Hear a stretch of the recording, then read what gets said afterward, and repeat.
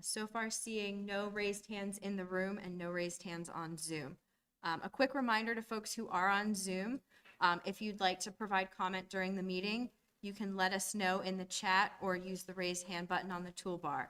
Message me or Melinda if you have any Zoom issues. Thanks, Emily. Okay, let's review the minutes from September 19th. I'm noticing that I forgot to link to a version of them, so I recommend moving the minutes to next meeting. Good call. Okay. Let's see. Plan flow chart.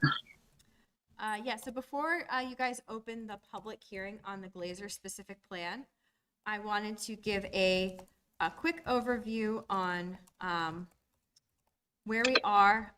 This is a process that comes out of the bylaw where other municipalities might have a planned unit development or a planned residential development standard. We have specific plan. All the steps in this process are codified in Chapter 9 and visualized here in the flow chart. So this specific application began back in September 2022. An application was filed.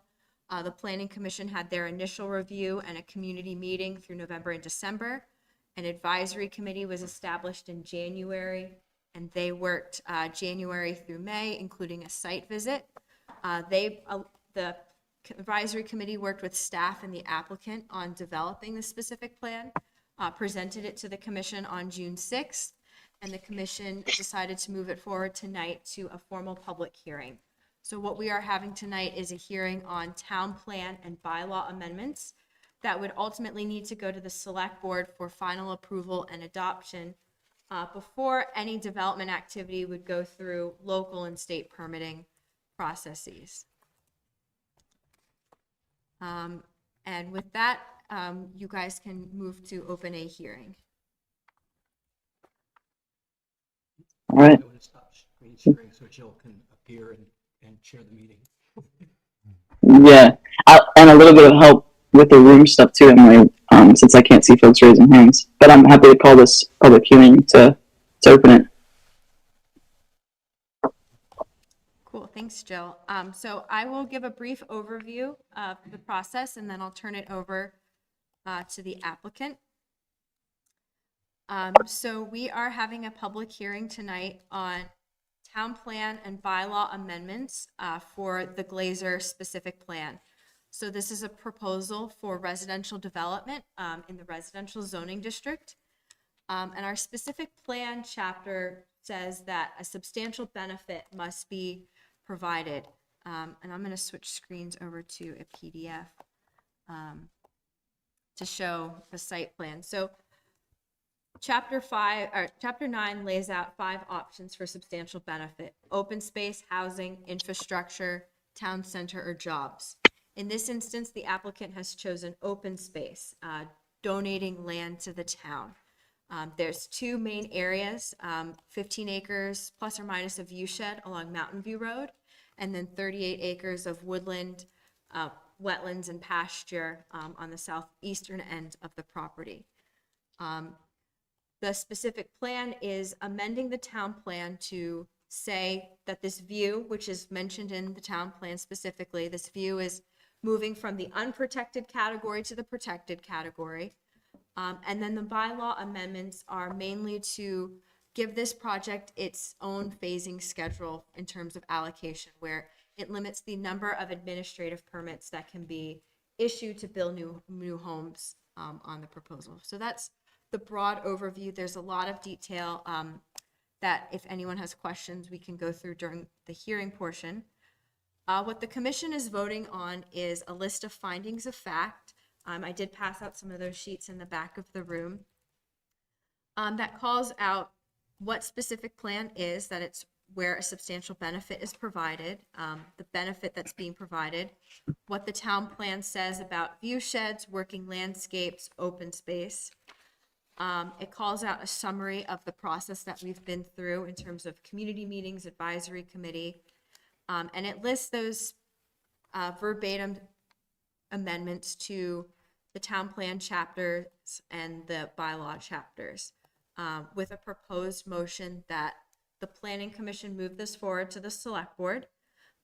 with 2 additions to the site plan, that there be a building envelope designated in that view shed open space for future town park amenities, and that a much more nuanced one, that the easement for the path be a floating easement, because we don't know where, if a trail were to connect over some of the open space, where it would go. So floating easement is a better tool in that instance. Very quick and brief overview.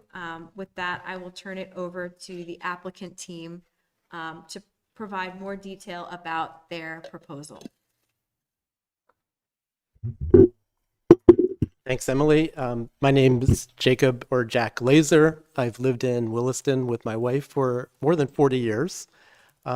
We purchased this land that is currently being used by the Windswept Farm about 20 years ago. And, my wife and I have gotten older, got a little bit more gray hair than I did 20 years ago.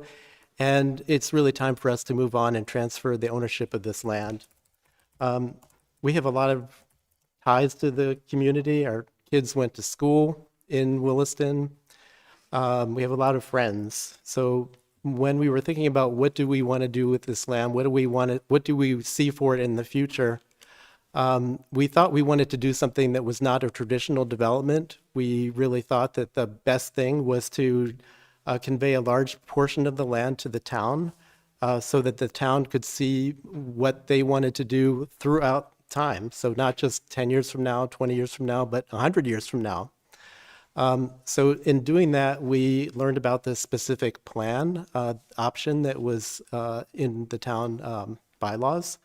And we started doing our own research about what would be the best thing for us to do with this land. And it turns out, I think what we did was we came up with a pretty good idea. The idea was, we're not going to fully develop the land. We want to allow the horse farm to continue by having ample use of all of the fields. And we wanted to preserve the view shed.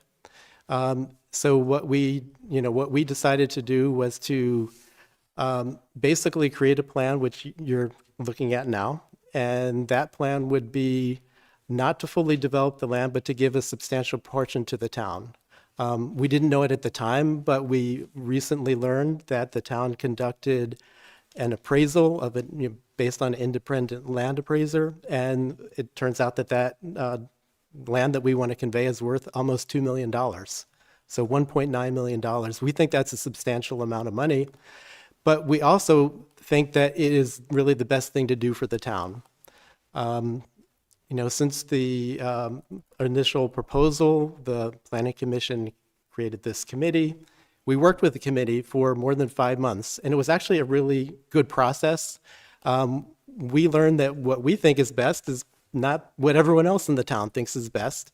And we actually had a very productive change of plans and adjustment to what we were originally thinking throughout the entire process. And frankly, I was really proud with what we came up with at the end of that meeting, that whole session of meetings. And that's what we're going to be looking at today. Since that time, I know the Conservation Commission also looked at the plan, and they thought it was a good plan. Our neighbors who are abutting the property on Mountain View Road have communicated to me that they're happy with the plan, and that they were even making the portion of their land available to use as a bike connector, if that would be something that the town wanted to do. So I don't want to belabor this. I do think it's really great and a long-term benefit for the town. And with that, I'm looking forward to what the public has to say today. And I do thank you for your time and for your consideration.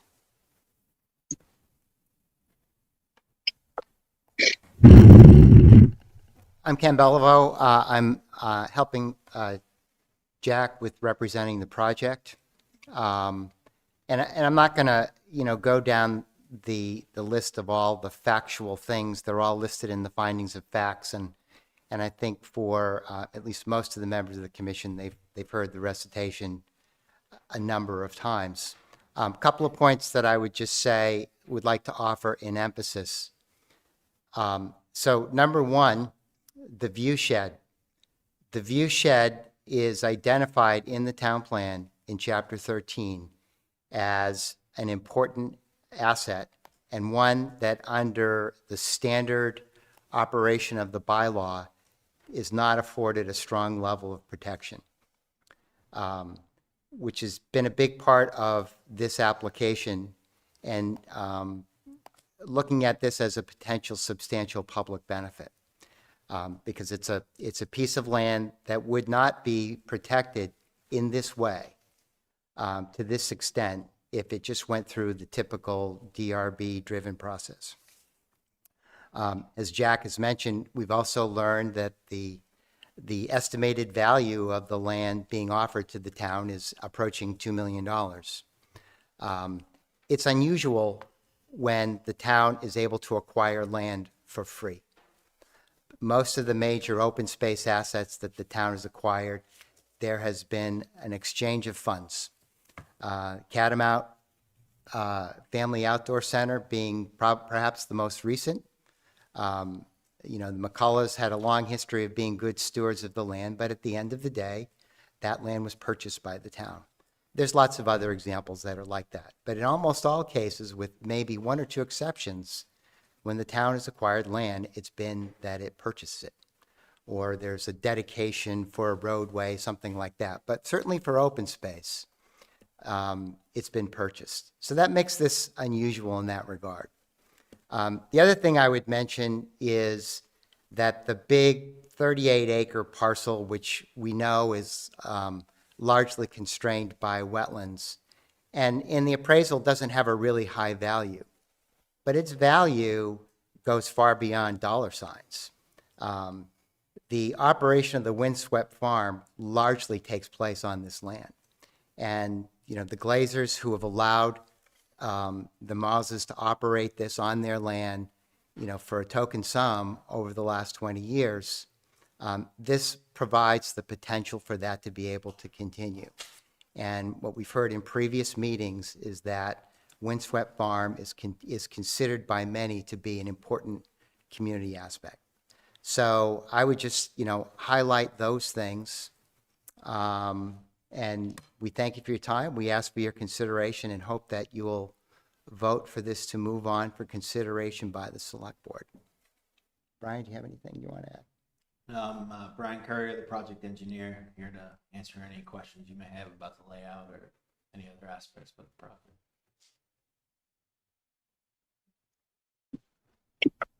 Thank you for giving us that introduction and overview and sharing those details.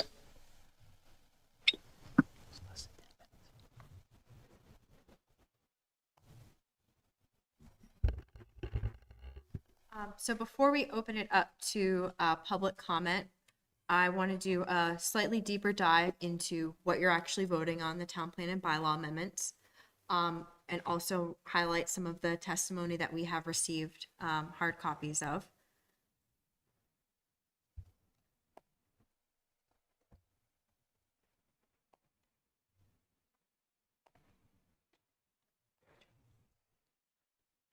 So our bylaw has 46 chapters, covers administrative procedures, all different zoning districts, and all the design and access standards. So density, roads, setbacks, landscaping, lighting. Excuse me, Evan, could you expand the view of that a little bit? Yes, thank you. Slightly more readable, thank you. So we're only touching one chapter substantially with a change to the standards. And then the other bylaw amendments are more procedural. So the main change is to Chapter 11, Growth Management, that this project must uphold a growth management score of 50 points. Currently, a conventional project must achieve a minimum score of 30 points to be able to move forward. And the Planning Commission felt that if this chapter were to be touched for this project, that it be held to a higher standard, thus 50 points. What it would require the project to do is have a discrete allocation schedule of no more than 18 administrative permits for fiscal year. And this is a more predictable allocation schedule than what comes out of our conventional process, because the conventional allocation schedule is done between concept review and discretionary permit. But when units actually start digging in the ground under that process is very unpredictable. It depends on the size of the project, so many factors beyond just zoning. This is a very discrete schedule where once a project gets an administrative permit, it's highly likely that they're digging in the dirt, building that house within a couple months of that action. Street trees. This is in our street trees chapter. The DRB has the ability to waive street trees along existing and proposed roads in order to protect a scenic view. This would mean that street trees would not be required along Mountain View or Old Stage Road. That existing stand of trees that's along the northern end of Old Stage Road, no developments proposed there, so those wouldn't be touched. But this is to ensure that that view along Mountain View Road is preserved to the mountains. And then the amendment to Chapter 39 is procedural. It codifies the existence of the Glaser specific plan and its substantial benefit. So if the DRB moves forward to reviewing the application, that 53 acres of open space is explicitly mentioned here. And then it provides how the offer to the town would happen. So they would provide an irrevocable offer of dedication that the town can then accept to take ownership of that land, as well as the floating easements and multi-use path connections that are required as part of the bylaw. We're also adding Appendix K. So every document that came out of the process through the advisory committee, various memos from me, state agencies, all of the minutes from the advisory committee, the planning commission, all of that will be bundled up. So if this moves forward to the development review board, if there's a question in that review process, and I'm not in this seat anymore with the institutional knowledge, it's all buttoned up there for their reference.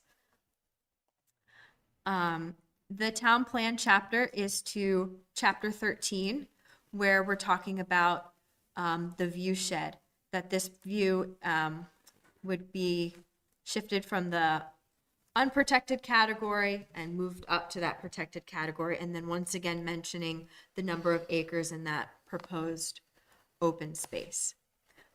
In terms of public comment that we've already received, so we did receive that memo from the town manager, Eric, about the appraisal, where the view shed was listed at $1.85 million, and then that wetland parcel at about $35,000 in appraisal value.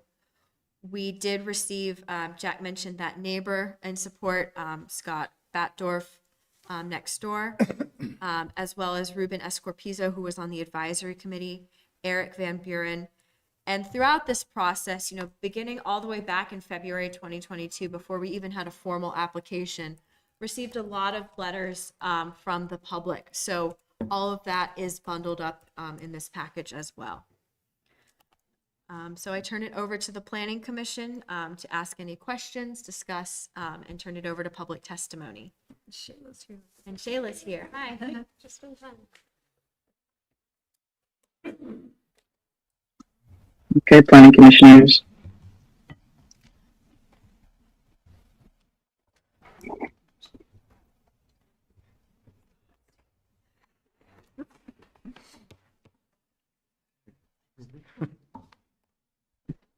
Do we want to start? Anyone have anything that they want to offer up? And Shayla, I'm happy to turn things over to you since you're in the room. For another second, just so I can catch up to where we are. Yes. All right, yeah, no worries. Welcome, Shayla. I've just given an overview of the process, what the specific plan bylaw amendments are, and the applicant has given a statement. So kind of turning it over. If the Planning Commission wants to do your own questions first before public comment, or do public comment first, it's up to you guys. Do you guys want to start? No question for me. Comments, but I don't think they need to go now. I have sort of a random question, more informational, and I think it might go to our engineer. But maybe all of you in the applicant group.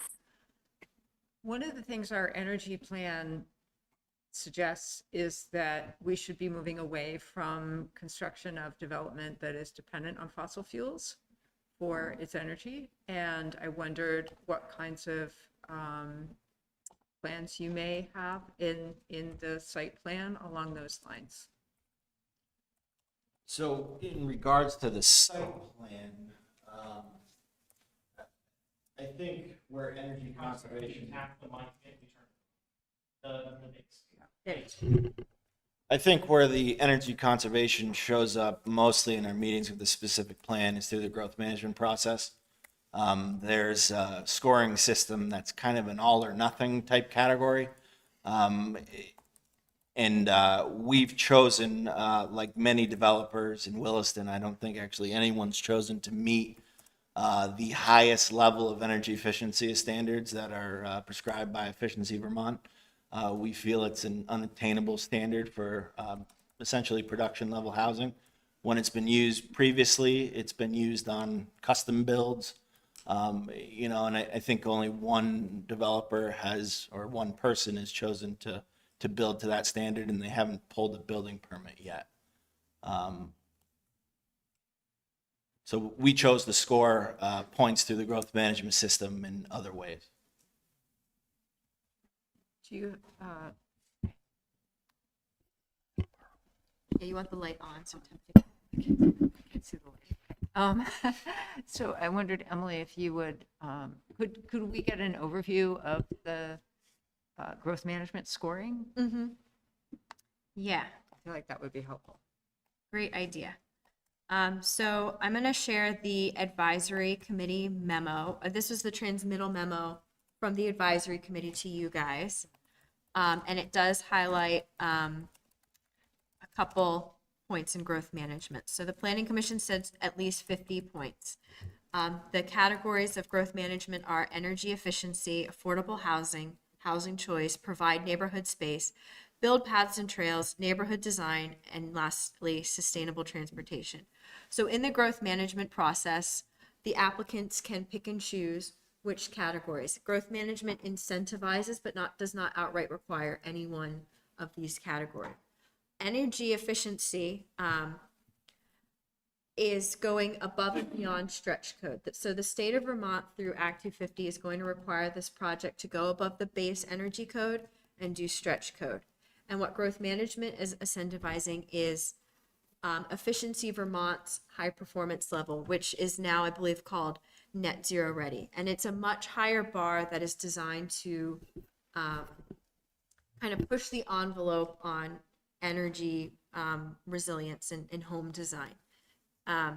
This was discussed with the committee, but they felt that, those challenges of this code and knowing that the project is going to meet state energy code was sufficient. I will note that the unit design also changed. So there's more multifamily. There's inherent net energy savings when you go from a single family home to sharing a demising wall.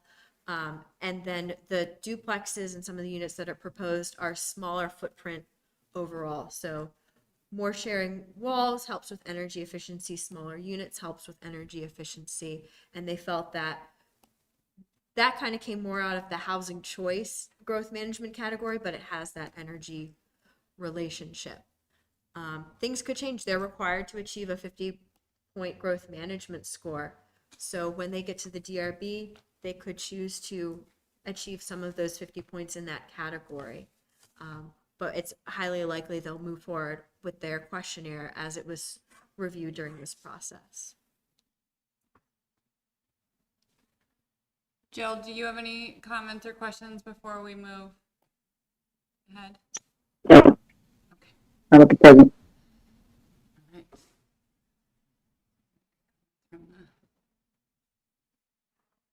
We haven't heard from anybody here, have we? We've had No, the we're not done. overview by the town staff and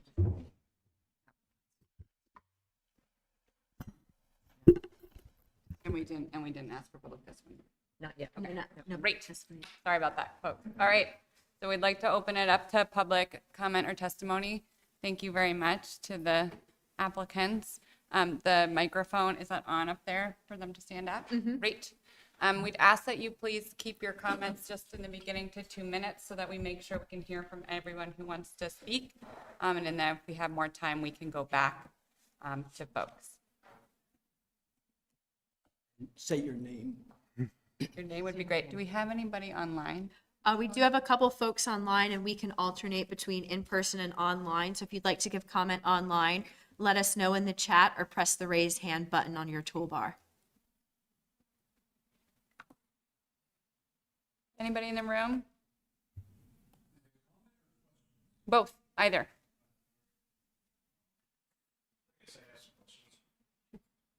Sean Handy, Community Health Farm, Williston. So just touching on the energy efficiency part of it, what would be the heating source in most of these homes, likely heating source? I don't believe we determined that yet. Okay. So possible. It's possible it could be Vermont gas, but we have.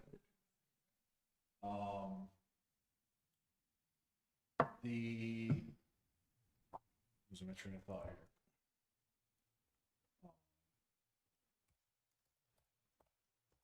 Can't think of it anymore. Go ahead. Something else. You can come back to you too, if you think of it. Is there anybody online? Oh, sorry, no, go ahead. Go Yeah, ahead, so far, no raised hands online. please. I'm going to do it as fast as I can. You see your name. And you're Terry. My name is Terry Marin, and I'm a Williston resident. And I'm also a member of the Conservation Commission, but I'm not here speaking for them tonight. I'm here as just a concerned citizen. So I'm here in support of the Glaser specific plan project tonight.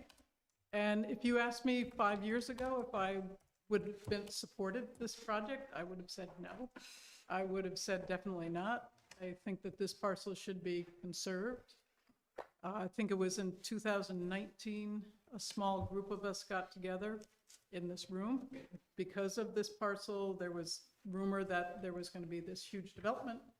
And it got a lot of people in town interested and concerned about growth in Williston. And I think that generated, in the end, like 70 pages of comments. But anyway, so people are concerned about growth here.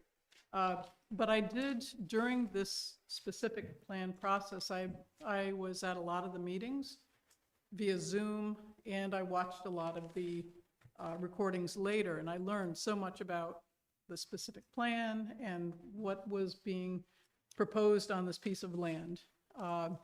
And I came to realize that this is probably the best outcome for this particular piece of land, where there's going to be a lot of conserved land that's going along with this project. And if we wait, if we wait till, the next developer comes along, there will be 200 houses or more on this piece of land, as opposed to 100, which is proposed now. I think that's going to, that will not have as much of an influence or an impact on the road situation, traffic, schools, police, fire, all that kind of thing. So I think this definitely is the best possible outcome. There's two very important benefits. Just sitting in on all these meetings, I learned that there's much more, but the first is the view shed. The view of Camel Sump when you come down Mansfield and all the other mountains, or Mountain View Road, right. And then the other is maintaining that working landscape. Windswept Farm has been there for many years. I've only been here 25 years, but I've seen a lot of change in Williston in that 25 years. And just by preserving that land for a farmer to use and keeping it open is I think, very important. We're losing a lot of agricultural lands, as we've seen in Taft's Corners. This used to be an agricultural community. And then other benefits by going through with this project would be protecting wildlife habitat and wildlife corridor, even though that's not on the top of the list. or because of the density of housing over in that area, animals still use it. And there's not only coyotes and bears and bobcats, there's salamanders and frogs and turtles and all that kind of thing. Water quality, and then the future potential uses on this land, open space and wetlands, could be educational for the school, for outings, water quality, tell you it's a wetland, so it helps with water quality, and potential trails. So in closing, I'm just going to put it out there as, what are the residents of Williston going to be saying in 2050 about this project? And are they going to be saying, why didn't the town vote to go ahead with this project and save that view? Why are we looking at houses and houses all, in the view shed, and, that the farming, there's houses where there could have been farming. And then, yes, if we go through with this, people are going to say, wow, it's such a great thing that the town and the planning commission went through and went ahead with this proposal. And we have less houses, we have the view shed, we have the working, whether farm, whether it be windswept or another farm or something similar. But anyway, once it's gone, you can't take it back. Thank you very much. Anybody online? So far, no raised hands online.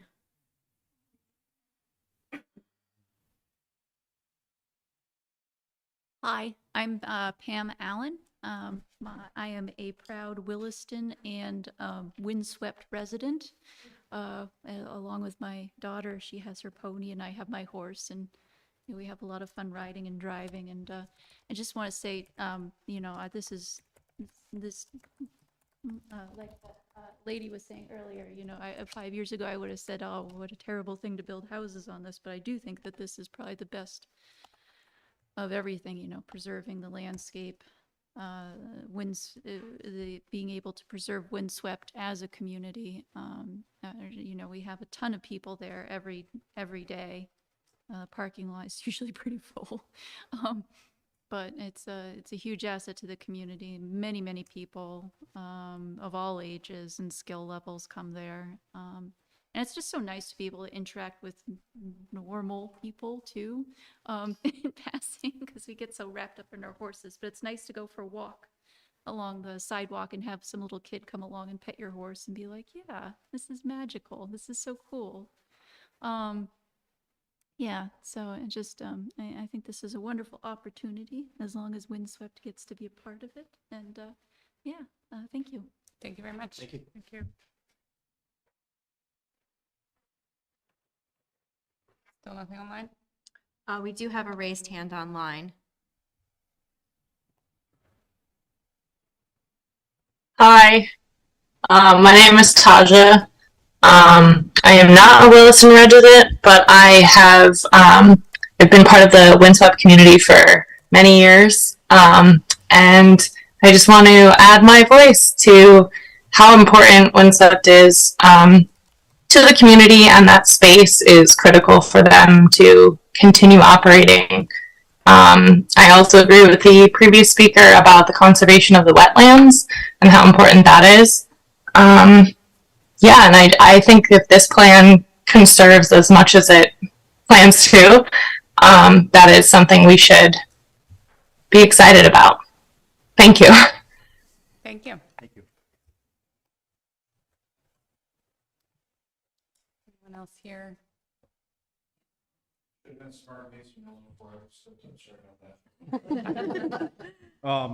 Affordable housing. How many units of affordable housing is being required in this? Currently,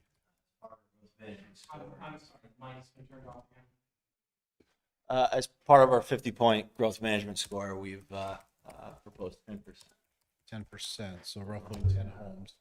And is there a time frame, say once 10 regular homes is built, one affordable home has to be built, so that we don't get to the end of the project and no affordable homes have been built? How is that being worked into this plan? So we're at the Planning Commission right now. If the plan moves forward, it has to be considered and voted on by the select board. After that, it then has to go to the DRB. And so all the details of that you're asking about, those would be determined as part of what's called the discretionary permit, which is what needs to be approved by the DRB before the project is considered to be fully approved. Okay, and at that point, would there be more input from the public as to how that's going to be? The DRB has to make their decisions at a, they have to have a public hearing, so there would be a public hearing. Every step of the way, there's a public hearing. Okay. So there would be an opportunity for you or anyone else to speak, make comments, et cetera. All right. Has there been studies on like traffic and the impacts on school and everything else done for this project? That'll also happen at the development review board phase. So this project will be required to do a traffic study. The schools will get abutter notifications during that process as well. To your question about the phasing of affordable units in concert with the market rate units, our bylaw doesn't have an explicit requirement written into it currently. I do want to be clear right now that there's a set of bylaw amendments going through the select board right now that is talking about that. So just to keep people's minds, there's a lot going on with the bylaw right now with specific plan and this package that's going to the select board later this month. But those are two separate things. So right now for this project, as the bylaw stands today, it doesn't require that those affordables move in tandem in terms of their construction phasing. Okay, and let's just say, for example, the builder doesn't end up building the affordable homes. Is there a fine involved with that? How much is that fine? So if the builder didn't do that, it would be a zoning violation. They wouldn't be able to close out their permits, and they would either go through a legal process through the zoning violation or trying to work an amendment out with the DRB. Yeah, zoning violations, the maximum fine is $200 per violation, with each day that the violation occurs considered a separate violation. So given the time frame most of them take to resolve, that can, rack up and be significant. But generally, the enforcement power the town has, if somebody commits to a condition of approval and then fails to meet it, they're going to have challenges selling homes in the project. They're going to have challenges turning proposed public streets over to the town for maintenance and ownership. There are other things that cloud titles and complicate ownership that become much more compelling to the applicant than necessarily, getting a violation letter and a fine. So our experience where we have required performance in this way, required somebody to build affordable homes as a component of a project, is that they do comply with that. There's sometimes some back and forth about exactly how they're going to do that, given the lifespan of projects, the amount of time it takes for them to build out. But we not only do we ensure, as part of managing compliance with the bylaw, that those affordable units are built, we actually monitor that they're kept affordable, because the standard in Williston is for perpetual affordability. So we do have an active monitoring program, and for ownership units, a required covenant and deed restriction that rides along with the unit to maintain that affordability. Is there a set amount on what is considered an affordable home? Yes, the town has a couple different levels of affordability, but the standard one is that the home would be affordable to somebody who makes 100% of the area median income of the Burlington, South Burlington metropolitan statistical area. You can tell I've been asked this question before. Affordable means, so it's affordable to the middle household as far as income is concerned in that area. And affordable means on an ownership unit that mortgage, tax, and insurance cost them no more than 30% of that income. Gotcha. Okay. Thank you.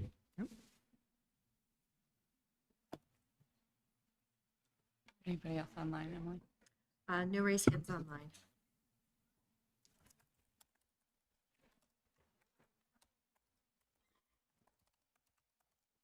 All right, any comments from planning commission members? can count on me to talk, and it's no surprise to people that I don't favor this specific plan. Chapter 9, our specific plan bylaw, says that the plan must help realize the town plan goals. And the way that this proposal is doing that is by preserving a view shed that's listed in the town plan as a desirable view shed. And that's very true. But that's the give. The take is to bypass growth management. And slowing growth in the residential district is in fact part of the town plan's objectives, and it's why we have growth management. And so to me, we're meeting one goal of town plan and taking away another one. And I don't see that the give is equal to the take. When we had our hearings at the beginning of this process, most of the comments we heard were people did not care that much about preserving the view shed, but they did care a lot about limiting new children in schools and having to add more schools and more traffic.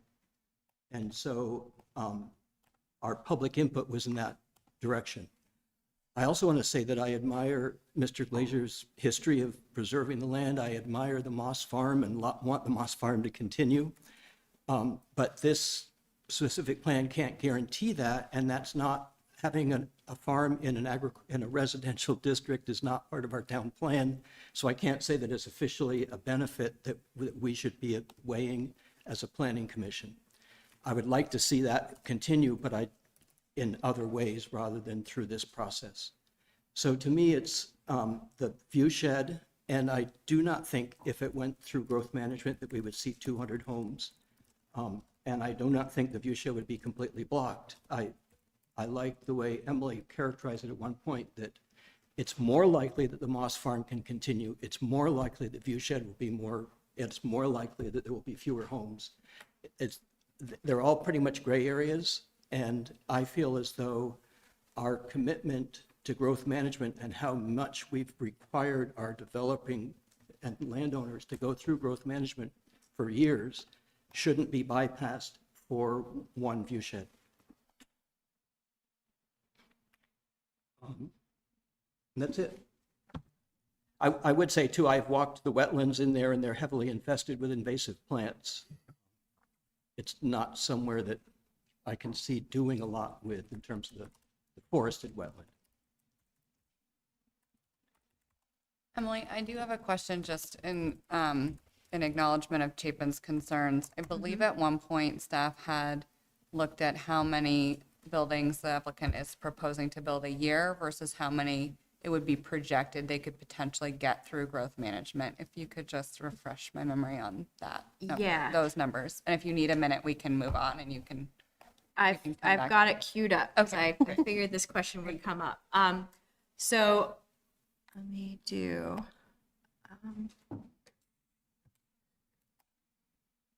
Make it easier to read. So comparing specific plan to what would happen on this property under a conventional process. So under the forest and the wetland, I don't know why it's jumping around. The forest and the wetland would be protected in either circumstance. Under conventional development, we would have more land that's developed with houses, roads, neighborhood common lands, and we wouldn't get that dedication to the town. The bylaw allows 3 to 5 dwelling units per acre. This calculates out constrained land. So overall, this parcel is 97 acres. Brian, how many is the unconstrained? It's like 40 something. Yep, 47. Yeah, so you factor out the wetlands in the density analysis. So there's 109 units being proposed, and the maximum the density would allow is 218. There's also public versus private. So when land is subdivided through the conventional process, there's no requirement that it be given to the town or have a public easement on it. It can remain in private ownership. An example would be something like Southridge, where we do have an easement that for a trail that runs on an east-west, but there's more walking trails that are mowed by the HOA, and that's all private. It's not accessible to the public. In terms of the substantial benefit, so for Windswept Farm, in terms of having pasture land and hayfield, there's more certainty because they would be initiating a lease agreement with the town rather than seeking a lease agreement with a private HOA.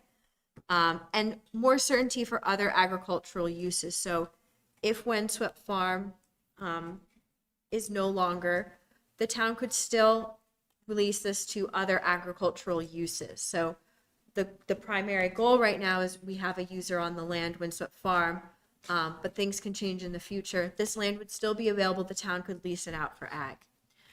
So a brief summary of growth management incentivizes affordable homes. They're required, if you're doing that 5 units per acre, you have to, for that density bonus. They're complying with the number of units on a dead-end road. So earlier on in the discussion, there was discussing about maybe changing something in the access chapter. That part went away. They comply with the number of units on a dead end.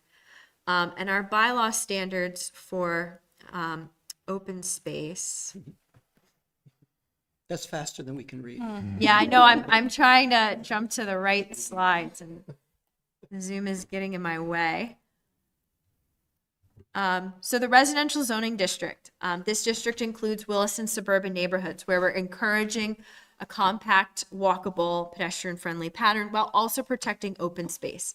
There's no quantitative minimum requirement for open space in this district. And what's allowed in the open space? Agriculture and forestry, neighborhood parks, limited road or utility crossings, trails.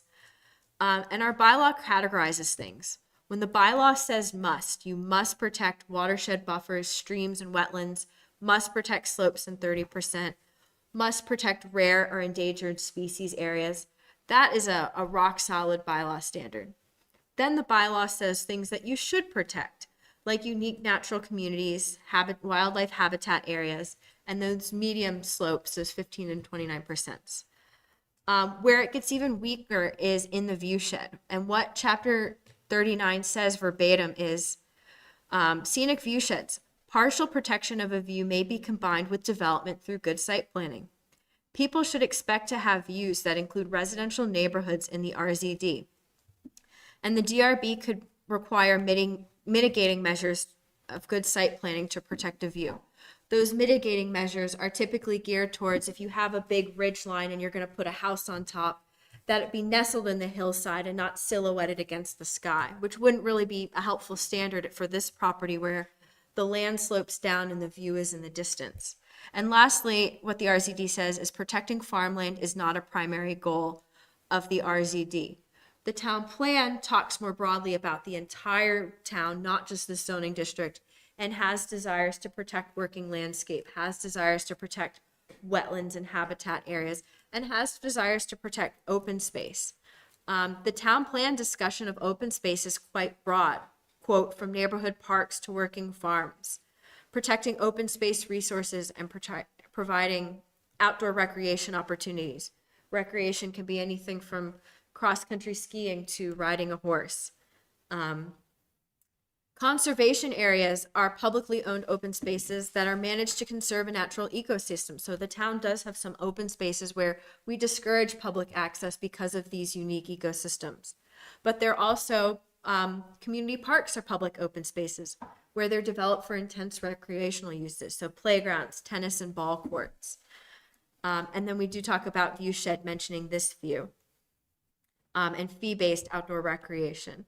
So the town plan and the bylaw, it doesn't have a one-size-fits-all definition of open space. And throughout this process, we have been focusing on the view, but the definition in the town plan is broad-ranging. And the Glaser specific plan proposes different kinds of open space.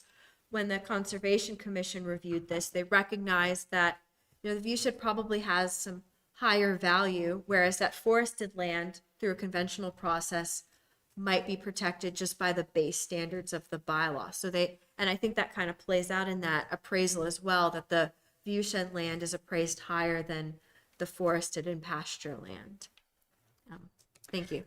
Emily, and let me ask my question a different way. That was very good information, but I was thinking, I think somebody told us under this specific plan, the approximate number of units you all were considering building a year versus what we could expect a builder to get in the conventional growth management strategy. I don't know if we have that, or if the applicant can tell us how many you think you plan to build a year. Our proposal is no more than 18 per year. That's what our proposal is. Originally, it was 25, as I recall, and it was ratcheted down to 18. Most likely what would happen is you wouldn't see 18 units each consecutive year. There might be a year where there could be 18. There could be 2 years that there are 18. There are all kinds of factors which would affect what the build out would be, including what interest rates are doing, what the market is doing, right? All those sorts of things. But it would be no more than 18. Thank you. Yeah. When the town manager commissioned the appraisal, the appraiser asked me questions about our bylaw, and I did it looks official, but it's a very napkin sketch of trying to compare the specific plan to a conventional project of my best prediction of how it would play out in conventional growth management. For 109 units, if, say, they begin construction under specific plan in 2026, they would wrap up, if they did that full 18 units a year, they would wrap up in 2033. The conventional process, they would get allocation between 2026 and 2032. Probably wouldn't begin construction until 2018, but I would see them wrapping up in like 2035. So only a few years difference in terms of when you finish your build out. And then I tried to do an analysis of, well, what if this would build out at 130 units? That would be maximizing the full base density of 3 units per acre. And I predicted about 2036 for build out.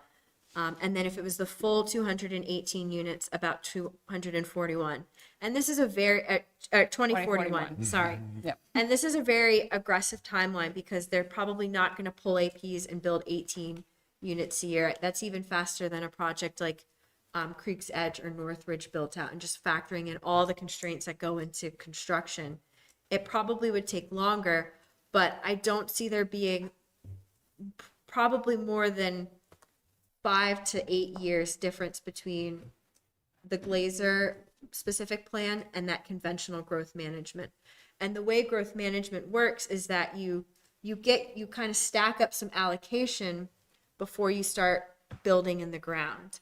And so there's often this lag where a project gets all its allocation, they have enough allocation where they feel confident they can move forward and they start putting units in the ground. But growth management doesn't have that constraint on when administrative permits are pulled. It green lights like a spectrum. Mm-hmm. Yep. Yep. Other questions from or comments from? Yeah, so given, Chapin, your concern for overwhelming like the schools, things like that, from the spreadsheet that you had pulled up, it looked like the difference between units that could be expected to get allocated under growth management to allocated under this, this specific plan was maybe 5 to 10 units per year. Is that about right? Like that's many units would be built in like difference between the specific plan and general growth management? Is that what I was understanding correctly from there? Sort of. I was estimating that their build out would be at 18 units a year, which I think is high. 5 to 10 might be better. In terms of the schools, that was something that the advisory committee looked at. The school district, Champlain Valley School District, had a demographic study done that looked at what is the growth projection for the entire district, and it looked at with projected growth and as is, and it projected that by 2032 about a 40 unit difference between the new development and what's being proposed. I'll pull up another quick slide. I'm not sure if I hit on that quite properly then. But to me, it seemed like the difference between like the units that would be built under growth management, like the schedule of when they'd be built would be, the difference would maybe be 5 to 10 units per year. And I guess I don't see that as something that would overwhelm. It would also school start a couple systems. years later, probably in growth management. It probably would start a couple years later with growth management, but I would see them wrapping up within no more than 10 years time difference, probably more like that 5 to 8. Looking at the school numbers, so Can you full screen that? yeah, let me full screen it again. Oh, sorry. No, all good. So the number of houses is the green dash line, and I'm trying to get it to full screen, but it's not wanting to. Do Control Plus. You can zoom in a little. I'll zoom in on the graph part.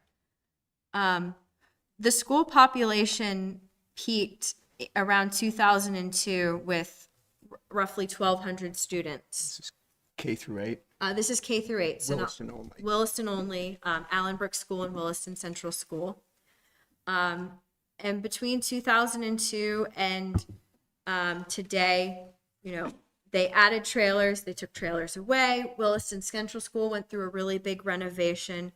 The population around 2020 was 917 students. 2023, this year, they proposed adding temporary classrooms back. The end of this line is a lighter blue, and that's where that school district projection comes in, where by 2030, they're predicting 1,080 students. So a few fewer than that peak in the early 2000s. Despite the school population roughly flatlining throughout this timeline, we see the number of homes increasing. And the types of homes that are being built in Williston are smaller, 1 and 2 bedrooms, more apartment units. We're also seeing a demographic shift where there's an aging population. So we have a demand for more housing, even though the people that need this housing might not have school-aged children. We're also seeing a shrinking household size, which plays into this a little bit as well. So, take away purple line on the bottom is the timeline of some things that you might have read about in the news about the schools over the year. Blue line in the middle is the K through 8 population in Williston, and the green line up top is new dwellings added to Williston over that time frame. And they're all just bare numbers, just one for one. I don't like having back and forth about these things, but I just feel like it has to be pointed out that when the school population was increasing is when Southridge and Brandon Woods and the other residential subdivisions were happening. The line where it's flat is when we're getting more at Taft Corners, more apartments, condos. And this falls more in the category of people with children wanting to live in these homes than in some of the ones in Taft Corners. And so I'm saying this just because I'm neither here nor there on the school thing. What I was reflecting is that the input we got was people were worried about the effect on school and worried about the roads, not that I have any particular argument about them. And so in terms of being true to what people were concerned about, they were less concerned about the view than they were about the effect on the town of accelerating. And I have one other thing, it might be a question. We've just been making some changes related to affordable housing, inclusionary zoning. And we may make changes in the future to require higher standards of energy efficiency. How would those changes affect this project if we approve it now, or does it get grandfathered into the current zoning? So projects typically vest in the version of the bylaw in existence at the time that they file a complete application for discretionary permit at the Development Review Board. In a typical residential subdivision, that happens after the pre-application and growth management phase. This project would still go through pre-application, would not go through growth management. If there was any sort of special identification of this project in the bylaw amendment that changed that vesting for this project, that would be honored going forward. That's not in the bylaw draft currently. Right, the bylaw draft currently reads, the DRB must make findings that the discretionary permit application upholds a growth management score of at least 50 points based on the criteria of Chapter 11 as amended October 4th, 2022. So the current version of the bylaw as it stands today. So that's an important point for me, in that I feel as though we are at an inflection point in some of the changes we're making in our zoning to catch up with climate change and with goals of the town. And, you know, the inclusionary zoning and the energy in particular. And so projects that have the advantage of today's regulations don't meet the standards we may want them to meet 5 years from now. And it's you know, to me, bypassing growth management, my view is it probably allows this project to start a couple of years sooner than it would otherwise. And that may be a couple of important years in terms of our bylaws.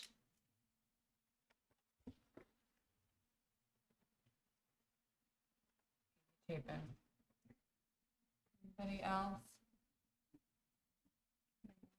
Seeing no raised hands on Zoom, but if any folks on Zoom want to make comment, raise your hand or comment in the toolbar. Or Comment in the Jill, toolbox. I just want to make sure, Jill, do you have any comments? I think Chapin raises an interesting point there about this being an inflection point, and you know, we need housing, so that's another thing too. I'm feeling a little bit more complicated by this whole idea of view shed after the summer we had, where you look out and you can't see the views because there's smoke in Canada. And I think, I don't know, turning all these things over. So I'm just hearing what's being said, and I've kind of been back and forth on this each time we've had it presented to us, because I agree that you know, growth management isn't a perfect system. We've talked about that. And is there a rush just because there's this potential alternative that we don't know for sure that it would be 200 houses, right? There's, I don't know. So. I had one more question just for staff. In terms of, and this might be too complicated, but I think Chapin does ask a good question. In terms of what we are contemplating in the bylaw changes right now, I know some of the energy efficiency ones are not even proposed yet, but the, at least the inclusionary zoning, how would the proposed plan differ under the new bylaw as contemplated So currently, which is not through any full process yet? So I want to be clear, there's a bylaw amendment under consideration right now by the select board. They're holding a hearing on that amendment on October 17th. We're holding an informational session right here in this room about that bylaw amendment on October 12th for anybody who wants to learn a lot more about it. That amendment is primarily about encouraging the inclusion of perpetually affordable homes in new residential projects in Williston, and strengthening that requirement beyond the current incentive system that exists in the town's growth management system. And at a very basic level, what that bylaw amendment would do if adopted is it would provide applicants with a choice of two paths, particularly for a project of this size. One path would be to not build the required number of affordable units.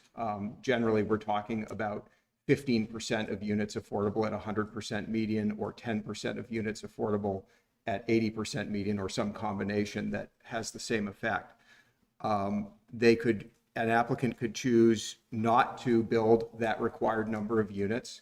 If that was their choice, they would compete for allocation under the growth management system with the same caps on unit creation as it currently has.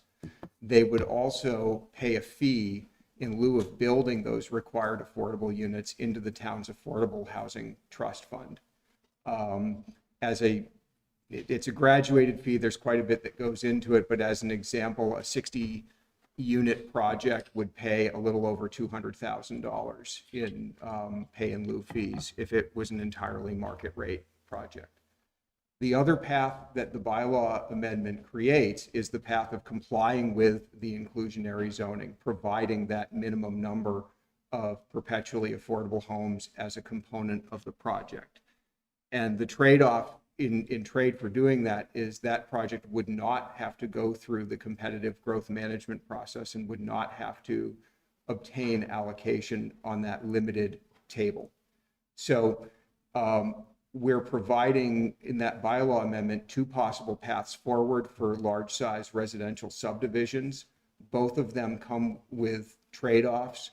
Probably both of those paths add a little bit more friction to the system than exists today, but they, in one path, remove the outright unit limit, unit per year limit, and may offer some greater certainty, predictability, lower risk of appeals because of subsequent hearings to come back to growth management over and over again and things like that. So that's what's under consideration right now. Because it speaks to growth management, it removes the affordable housing incentive from the growth management track. It says, look, if you're doing that, you know, we want you in the inclusionary path. That means some of the other scoring is adjusted for the remaining categories. It changes the proportion of a score in the growth management path that would be afforded under some of the energy efficiency rules. But the next part, you know, I think, Chapin, what you're alluding to would be following the town's energy plan to start considering some bylaw amendments that require higher standards for energy efficiency, energy storage, and production in new developments of all types. And that's an amendment we've not begun work on yet, and isn't under consideration by anybody yet, but certainly could be in the future. Other towns in Chittenden County are saying that you can't have fossil fuel heated homes in new construction of large projects, more than 5 or 10 units. Yep. And I feel like we may reach that point before this project proceeded if it were going through growth management. Understood. Because once you put a furnace in a home and connect it to gas, the economic trade-offs of alternatives become much tougher. Yes, we have another audience member. Please.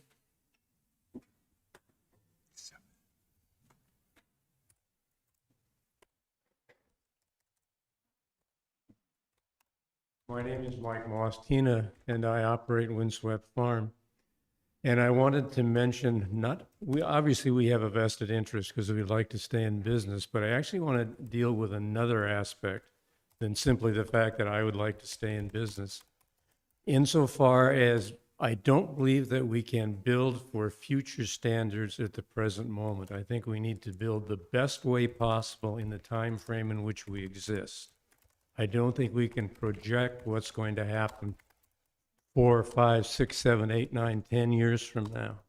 All of us want to do something to fight climate change. We all want to make improvements, but I don't think we can base our judgments on what might happen. We have to base our judgments on what is possible in a given time frame, which will allow us to make the best decision possible within that time frame.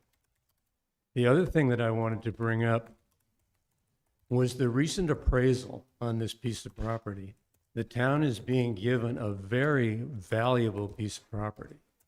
I don't know that this is going to happen again. What my fear is that if a major developer takes that land over, there will be a large increase in the number of houses. It will increase traffic. It will increase the effect on the schools. I think we have an opportunity to actually limit growth because you're talking about 100 houses as opposed to what could be there. And I think those things, I think we have to deal with the present and do the best we possibly can in the present time frame and not try and focus on what might happen years from now. I think all of us agree we need to make vast changes to save our planet. But I think we also have to live within the present and do the best we possibly can in our own time frame. Thank you. Thank you.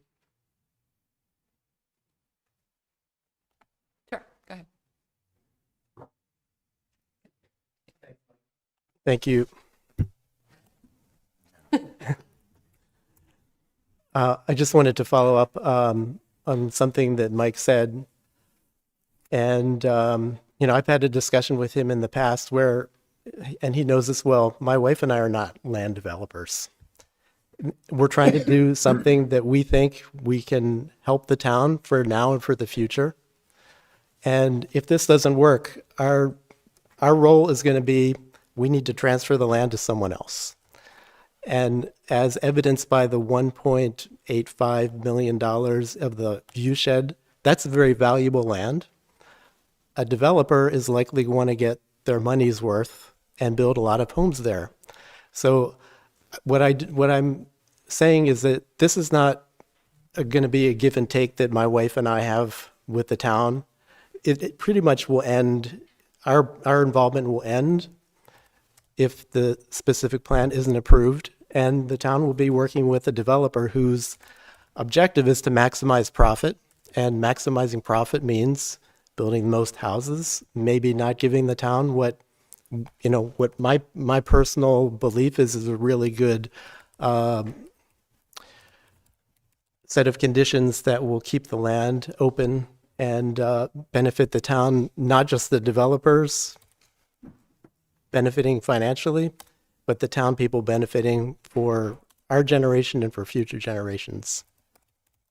Thank you. All right.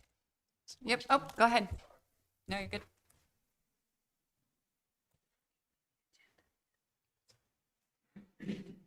Hello, my name is John Hemmelgarn. I live in Brennan Woods. I wear a number of hats around here.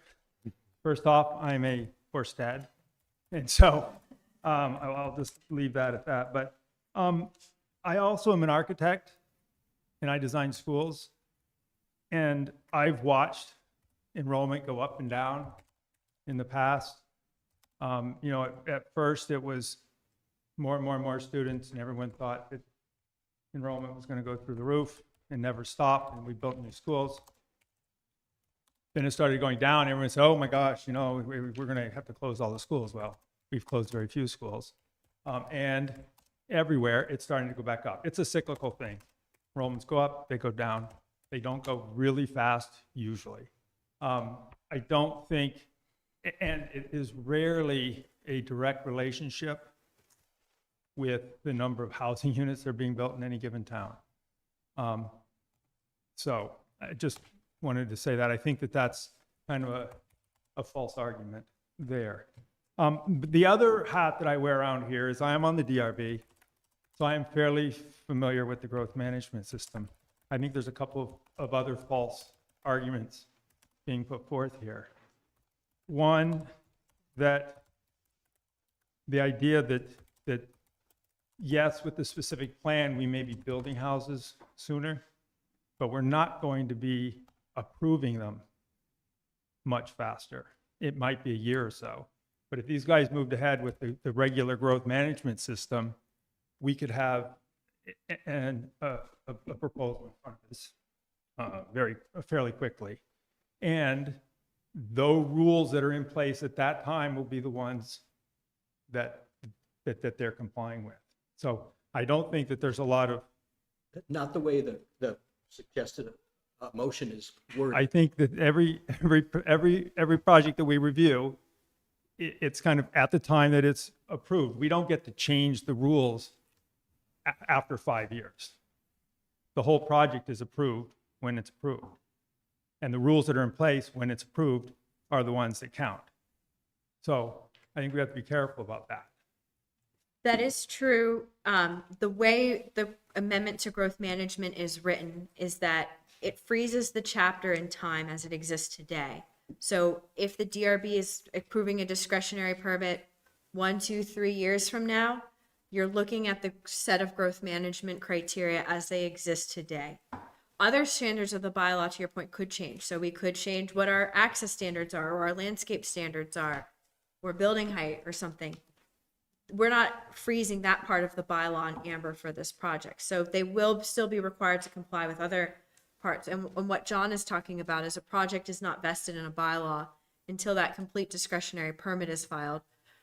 Because of their ask of growth management, we felt that it was best to base it on the criteria as it exists today in exchange for the substantial benefit.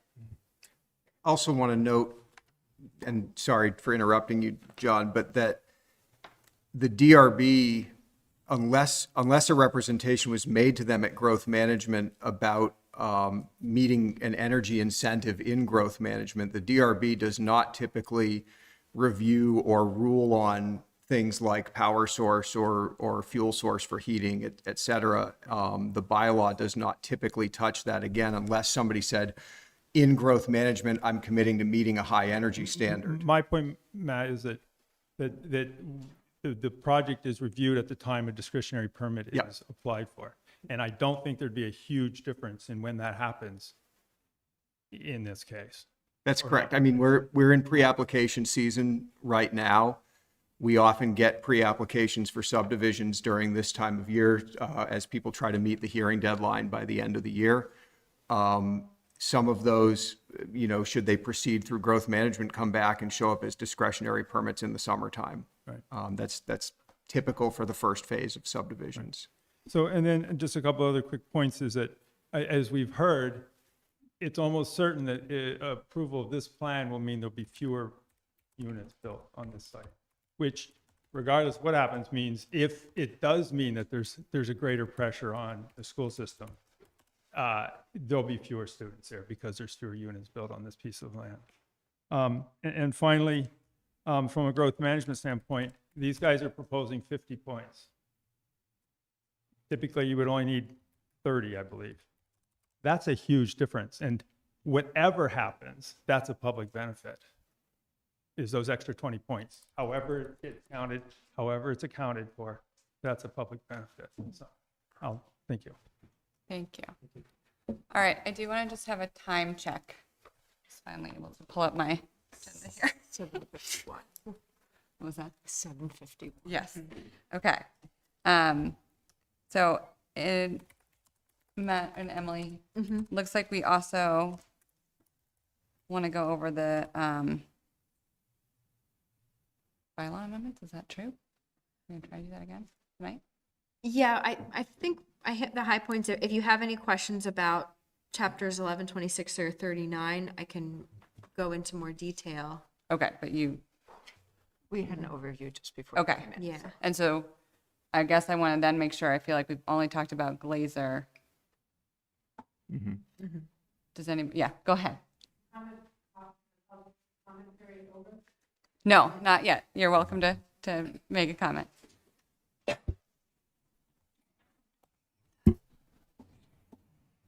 Robin Young, a resident of Williston. I must disclose that I am a Windswept groupie, but I'm not here to comment about Windswept. I wanted to be on the record that I value that view shed. I drive down Mountain View Road almost every day, and I take a big breath, and I am so glad that it's there and I can see it. And I think that the people who came forward in the past and concerned about traffic and sidewalks, blah, blah, blah, they're concerned about the immediate impact on them. Oh no, I'm not gonna be able to get out of my neighborhood. There's gonna be too many cars.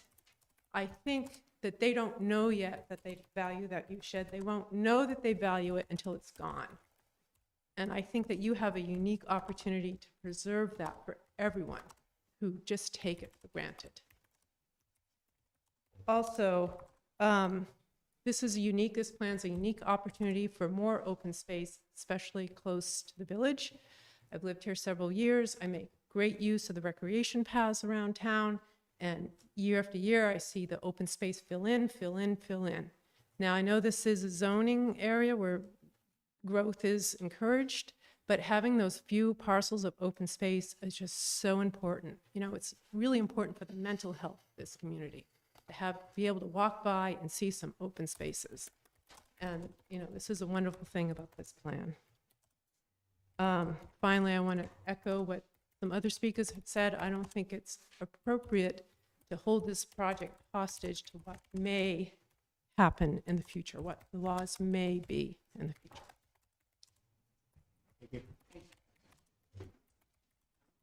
Okay. I apologize again for being late in the beginning, but I did just want to make sure that there is nobody in the room here. Thank you. I did just want to make sure there's no one in the room or online who had other comments that it's not on the Glaser project, but on the other parts of the meeting.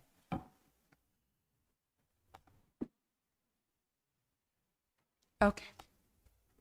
All right. So I think now is our time to discuss next steps. Unless there's anyone else. Last call for public comment, please. Yeah, go ahead, Terry. Yep. I just wanted to follow up on the school information, which was great. I didn't know all the ups and downs. But I was remembering that I attended a meeting in the past about the Catamount golf course development that was happening several, getting going. And I remember the comment was made that with schools, with school children and enrollment, how do they put it, that the schools react to what's happening in town. The town doesn't react to the school, if they don't have enough rooms or whatever like that. The town doesn't say, oh, we can't have any more development because we don't have any more room at the school. It's the other way around. So I just wanted to, I remember them saying that to me, and I was surprised, but that was a good point to say that, the school is going to react to the town. Thank you. Okay. So now I believe our choice in front of us is to continue the public hearing onto another meeting or to vote to move it to the select board. Is that correct? Well, you need to decide if you want to close the public hearing. Sorry. If you should probably take a vote to close the public hearing, and at that time the planning commission would still be in a public session, but they would not be taking testimony from anybody anymore. If commission members wanted to come back into a public hearing, you'd want to sort of formalize that. Otherwise, you're deliberating in an open session over the decision of whether or not to move the specific plan forward to the select board for consideration, and possibly discussing, if you do make that transmittal, any recommendations or considerations you'd want to transmit along with it. Looking for a motion to close the public comment. So moved. No, are you not ready? I'm just trying to figure out if I should say anything in response to any things that have been said. Oh, okay. No, I want to give you time. I'm not trying to rush anybody. I just want to. It pains me to disagree with John Hemmelgarn on anything. Sorry, Tim. I didn't mean to cut you off. And I'm in support of all the people who are speaking. And so I just want to really clarify that I have not had an issue about the school. I was reflecting what the comments were that we have heard. And my interpretation of it is that the way a lot of the town viewed this is that by bypassing growth management, you're going to the front of the line and you're not having to go through the waiting period and applying, that I have interpreted to be roughly 2 years probably delay. That's the way I've looked at it. We have actual amendments to the bylaws that just aren't in place yet. So I'm not like trying to predict what's going to happen. So I just want to say I think I'm pretty grounded in where I'm standing, and it just has to do with bypassing growth management, which is part of our town plan that we should be supporting as a town plan. Whereas I also support preserving a viewshed, which is part of the town plan. And so I'm seeing them as being offsetting and not going in one direction. Thank you. And I have a lot of respect for everybody who spoke. Thank you, Chip. Can I just, one more thing? Just Yep. off my head, please. So I know there's been a recent Act 250 ruling change where any place that has town water, town sewer, you can basically build 3 units on. 5 now? So this project has town water, town sewer, correct? Mm-hmm. So is there anything saying that some of those proposed single families couldn't be 5 units after this? So From here. People are going to refer to what changed in state law as either S100 or Act 47. And part of the act were some changes to portions of state law that say what towns are and are not allowed to regulate and how. And one of the changes was to require towns to adopt zoning bylaws that allow a minimum of 5 dwelling units per acre density in any area served by water and sewer. And there's some language about allowing towns to choose the boundaries of those service areas and some other things like that built into that. So if you have an area of your town that is served by water and sewer that currently only allows a lower residential density, and for example, we're sitting in Williston Village right now where the density is 2 units per acre, that density metric has been preempted per July 1 of this year under the change of that law and now sits at 5. So if you were reviewing a project that proposed that higher density, ultimately the mandate is for the towns to go in and correct their bylaws. Very few have had time to completely do that yet. So we just have to treat those things as if they have already modified our bylaws. So there's a couple of other things going on in S100. That's all about units per acre density in the overall project. There's also a requirement that anywhere you allow single family home, you also allow dwelling unit types up to a 4-plex. What we have been advised, however, is you cannot combine those two things. In other words, you can't go 5 per acre, single family, and then turn each one into a 4-plex. So there's some complexity to it. It's not all figured out yet. All of the towns and planners and their attorneys are figuring that out. But anywhere that you have water and sewer in a Vermont town now, you generally need to allow residential densities up to 5 dwelling units per acre. And I guess that was where I was going with that. Is that going to be somehow for lack of a better term, backdoor way of increasing the density of this project? So the name of the process we're in is specific plan. And that's really important, because if something is approved here, Emily's reviewed sort of the edits that get made to the town bylaws to acknowledge the approval of the specific plan. But a specific plan is just that. It's a specific plan. So when you see a picture of this development, more or less, that's what that development needs to look like. When you see a discussion in the staff report of approximately this number of units, that's the number of units we're talking about. And that's a land use approval decision that in this case does take the form of a bylaw amendment. It's binding on everybody. What it doesn't mean, applicants can pursue multiple approvals for things. It does not preclude somebody, even if they have an approval under this plan, from moving forward with an application to do something else that's allowed under the law. Your options don't really start to narrow until you start to build something. So somebody could say, well, I've got this specific plan approval and these are my terms and conditions, and I agree and the town agree that I can go and do it this way. But there's nothing that says that that applicant is precluded from starting another application on the same piece of land and saying, but under this other system, I can do something else, so I'm going to apply for that. That's, and you can literally have approvals for 2 very different things on the same piece of land, and you haven't really decided until you start building one of them. Does that answer your question? Sort of. It sounds like it is still an option. So, Well, if the specific plan that they are proposing is approved as it is, then that's all that can be done. that's what can be done under that approval. But you could possibly.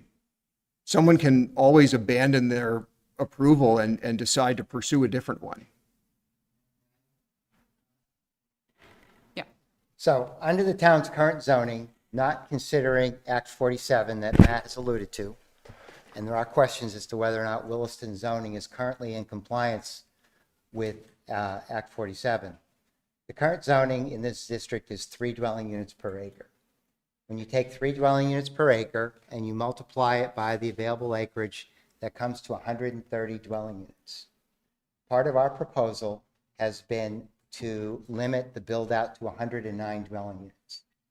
So we didn't dwell on this earlier, it's been raised in other meetings, but that's part of, from the applicant's proposal, is to not just limit it to what the zoning allows today, but to limit it to less than what the zoning allows today at full build out. And that's our intention. is to build it out at a maximum of 109 units. That's our intention.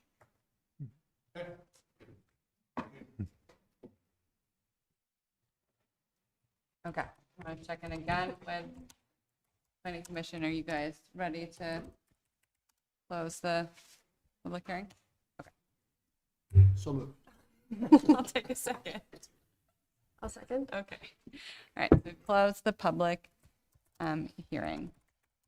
Okay, so that I don't mess up again, Matt, next we're gonna decide whether to, Did you want us to vote on that? oh, and we have to vote on. Oh, yeah, vote on closing Vote the on hearing. closing the hearing, yeah. All right, all those in favor, say aye. Aye. Okay.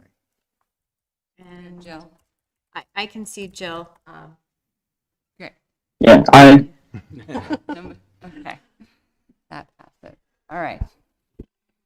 So the question is now whether we're going to continue deliberation tonight or. So, yeah, what might provide some structure for you is Emily prepared a potential motion and a set of findings. That's, you know, a staff work product, imagining what we think the commission might want to include if it were to transmit something to the select board. So, you know, it's 8:05. You've been here since 6:30. The next step is to discuss whether to move something on to the select board. Yeah. You can begin that discussion now. You can decide to begin it at a later date.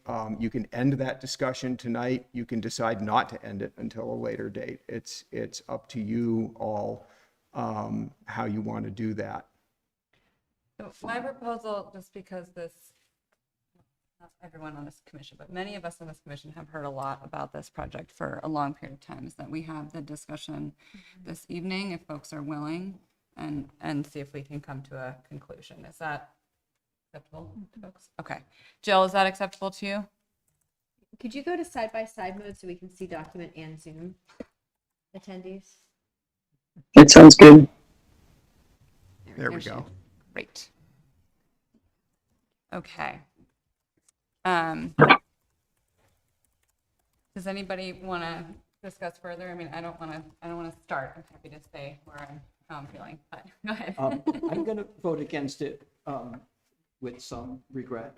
But I wondered if it does pass, whether there's anything about the vesting that could be added to the motion. That I understand that things are vested at the time of their DRB hearing, or I want to say the right word. What's the right step? Discretionary permit. What I don't want is this process to short circuit that in any way. I feel like it already moves it up a year or two, and rules may change, but I also don't want it to short circuit any future changes in bylaws that would apply. I guess I'm not totally And sure. maybe it's a non-issue. So can I restate what I think we're hearing is that the vesting date may also be affected, may make this project affected by inclusionary zoning amendments that are currently under consideration. Is that one of your thoughts? And then potentially energy amendments, which we haven't even started yet. That doesn't seem feasible, but. I just don't want this process to shortchange any of that any more than it already does by moving it up and not going through growth management. So one thing I would say about the calendar around the pending bylaw amendment and the calendar around this project is it would need to go through pre-application and then file for a discretionary permit. Those things do take a little bit of time. I think we are going to know one way or another after October 17th whether the inclusionary zoning and growth management modifications have passed or not. I think that's going to happen faster than this project could be in for a discretionary permit. just given the way DRB filing deadlines and dockets work. If you want to say something about that here, I think we could help you craft something. You know, you could set a date. You could say by January 1, something like that. It's just an unfortunate reality that sometimes we have bylaw amendments going and we have specific plans going at the same time, and there's a mechanical issue of what version of the bylaws will apply. If you're silent on it, we're going to pick up the bylaw the day a complete application for discretionary permit is submitted. And we're going to say the bylaw as it exists on the date we stamped those plans in is the bylaw that will control the review of that project. And the reason we set it at discretionary permit and not pre-application is because pre-application is a concept level review with a relatively low bar in terms of the kinds of plans that need to be prepared, whereas discretionary permit review requires a very expensive set of plans to be created, and a lot of effort goes into them. So you know, if someone's going to invest all of that, you give them the benefit of the law in its state when they submit. So as it sits, the day we stamp it in as a discretionary permit is the version of the bylaw we apply to it. So given that they're skipping growth management anyway, and given that they have 10% right now of affordable housing, and that those pieces are part of their actual specific plan, how would the new bylaw, like legally, would they be able to choose the no affordable housing route and still skip growth management and pay it fee in lieu? I don't, oh gosh, so, I'm gonna leave that as a theoretical, and you can think about it. The reason I'm asking is because you know how I feel about our inclusionary zoning. I feel very strongly about them, and I want them to pass.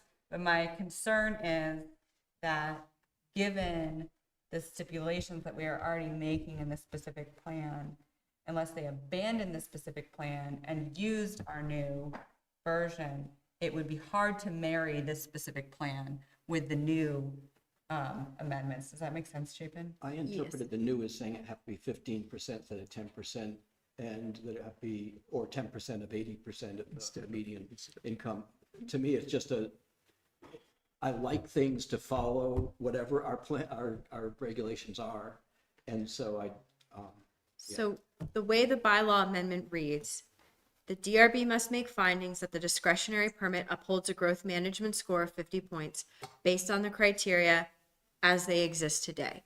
So if inclusionary goes through and is approved, if they're still moving forward with their approval on the growth management track, when it gets to the DRB, we're looking at their growth management questionnaire based on the criteria that went through the process with the advisory committee through this specific plan process. If they're going into that inclusionary zoning world, I think that goes against the specific plan because we're approving this overall unit design, 109 units, this road layout, the open space in these chunks as it's planned to be. And along with that is the growth management criteria as it exists today. So the criteria as they exist today become an element of the specific plan, an element of that site plan package. Even if you adopt inclusionary zoning, get rid of phasing entirely in the future. If that happens, Glaser's still held to 18 permits a year. Because it's in the specific plan. Because it's in the specific plan. And we felt that freezing it as it exists today creates a clear path forward for them to receive a discretionary permit approval with the DRB, avoid these vesting challenges, and keep it very clear what score criteria they're being held to and what their phasing schedule is going to be, regardless of what happens in the conventional development review through the bylaw. So it's attached as I am to our new version. so I don't think we can do anything about that. And the one thing I'd say is on the score, does it still include bike lockers? Yes. Because So bike lockers make no sense as a part of the scoring for this project. There's no public transportation, et cetera, et cetera. They're expensive and they're not very useful. And honestly, I've done some research on this, not regarding you folks at all, but bike lockers are they're over $2,000 a piece. It would be so much better to put a power wall in 20 of the basements than spend that same amount of money on bike lockers. I'm totally in agreement with Chapin. What I would just say is that, the charge from the planning commission was to see if you could score 50 points in growth management. The growth management criteria as it existed back then, not what the criteria you might want it to be next month or next year, whatever. So that's what we had to work with. I don't necessarily disagree with you, Megan, but when you look at how the bylaw is written as an applicant, that's what you gotta see what's written. And we wouldn't, as an applicant, have the freedom to say, well, we want to get these points, but we don't think the bike lockers make any sense. And let's just have a conversation with Matt and Emily, and we'll convince them. I've got all this great research that this is what makes sense. It doesn't work that way. It's like, this is the criteria. It's very formula driven, and that's what we had to deal with in terms of our application. Putting a solar battery in a building isn't going to score us any more points for energy efficiency. That's the other part of it. So, there are things that you might be able to do, an applicant might be able to do. They may or may not score you points in growth management. It's an imperfect tool. I mean, it does accomplish some things, but it's an imperfect tool, and various people have tried to tweak it over the years to achieve various ends with some success, and but that's how it works. I have a wild idea. Okay, I hope I can explain it clearly. So there's 8 criteria of growth management, and we're freezing them in time in the bylaw as they exist today. What if we give the flexibility and the option that they can choose the energy efficiency category, and that one's not frozen in time, that it could look to today, or it could be as it is in the future. So if those incentives do become better in the future, they can have the option to choose them. We would still then be holding them. They would be able to score points in the affordable housing category, because I think that's one of the other things with inclusionary zoning. You would be losing points in that category. So it would give them flexibility to achieve points in that category in the future if that category changes. So 7 of the categories are frozen in time. Energy efficiency, it can be as it exists today or in the future. Bike locker comes out of sustainable transportation. That does come out of sustainable transportation, but a lot of discussion about wanting to recognize changing in energy efficiency requirements. And I think that was part of the discussion we had with the committee. The way that energy criteria is structured today, it's kind of all or nothing. It's this really high bar for either 0, 50, or 100% of the units. And what's going forward to the select board gives a lot more options, a lot more nuance. So, and then it would give the applicant the option to select either of those at the future. I was just going to add, we gained 2 points for proposing the bike storage lockers, and we scored a 52 overall. So if you take away the bikes, we're still at 50. Okay, fair enough. That's good. I just didn't want us to be saying you had to put bike lockers in as part of what we're voting on. When you do one of those applications, there's so much sensitivity to it that we try and shoot high, so we kind of cover our bases where we can. Based on we were happy with criteria 50. chapter. Regardless of the bike lockers, I kind of like this idea of flexibility in that energy. That's exactly.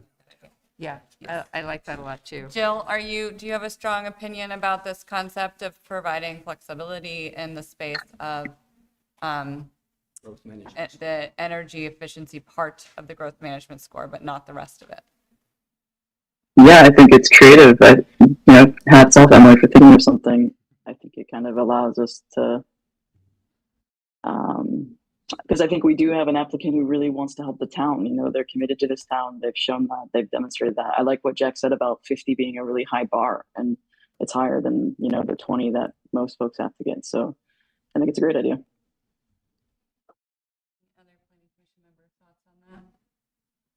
We'll get a little wonky for the applicant, but I think that will hopefully add flexibility and get us in our sort of modernized version of the energy efficiency standards. Okay. I like that a lot. So mechanically, how that would work, you know, thinking back to form-based code where we had 10 topic areas and we Mentimetered and you gave us a task list, we have this as a task list, and we'll work on that language for what goes forward to the select board. We'll probably want to run it by legal counsel to make sure that our language is clear. Okay. Great. Is that something that would be, if we did choose to make a motion tonight, is that something that would be acknowledged in the motion? So Yeah. the language of that? Yeah. Yeah, with input from legal counsel. Yeah. Okay, so let's pause on that topic, but other comments generally, or It's open on my left. Let's do some track changes right now. Just looking at the chat. I'll just say that, you know, at this point, I'm definitely in support. It's been a long year and a half that the applicant has gone through with us, and we've seen the plan evolve. It looks very different today than it looked back in March of 2022 when we first heard about it. We heard a lot of support and concern from the community. And some of the concerns that I heard was that the speed of growth. In response, the applicant took it from 4 years to 18 year in 6 years. In response to that, we've also heard that the growth management allocation is routinely not hit each year, showing that there are other levers in town that slow growth, that it's not just this one that we're taking out of the way. We have acknowledged that, well, we don't know if it'll be 218 units or 130 in an alternative plan. It'll be more than what's being proposed today. We've heard concern about the traffic on Old Stage Road, and in response, the applicant shifted the design so that half of the units pour out onto Mountain View instead.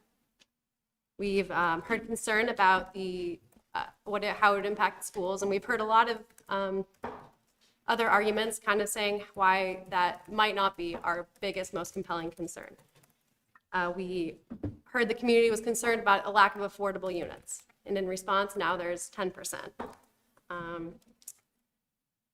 We've heard considerable community support for the substantial public benefit of the view shed and the farm. And we've had all of the windswept groupies at each one of the hearings in mass communicating how much of a value this farm is. And under this plan, while we can't predict the future, it is more likely than in an alternative plan that the operations can continue.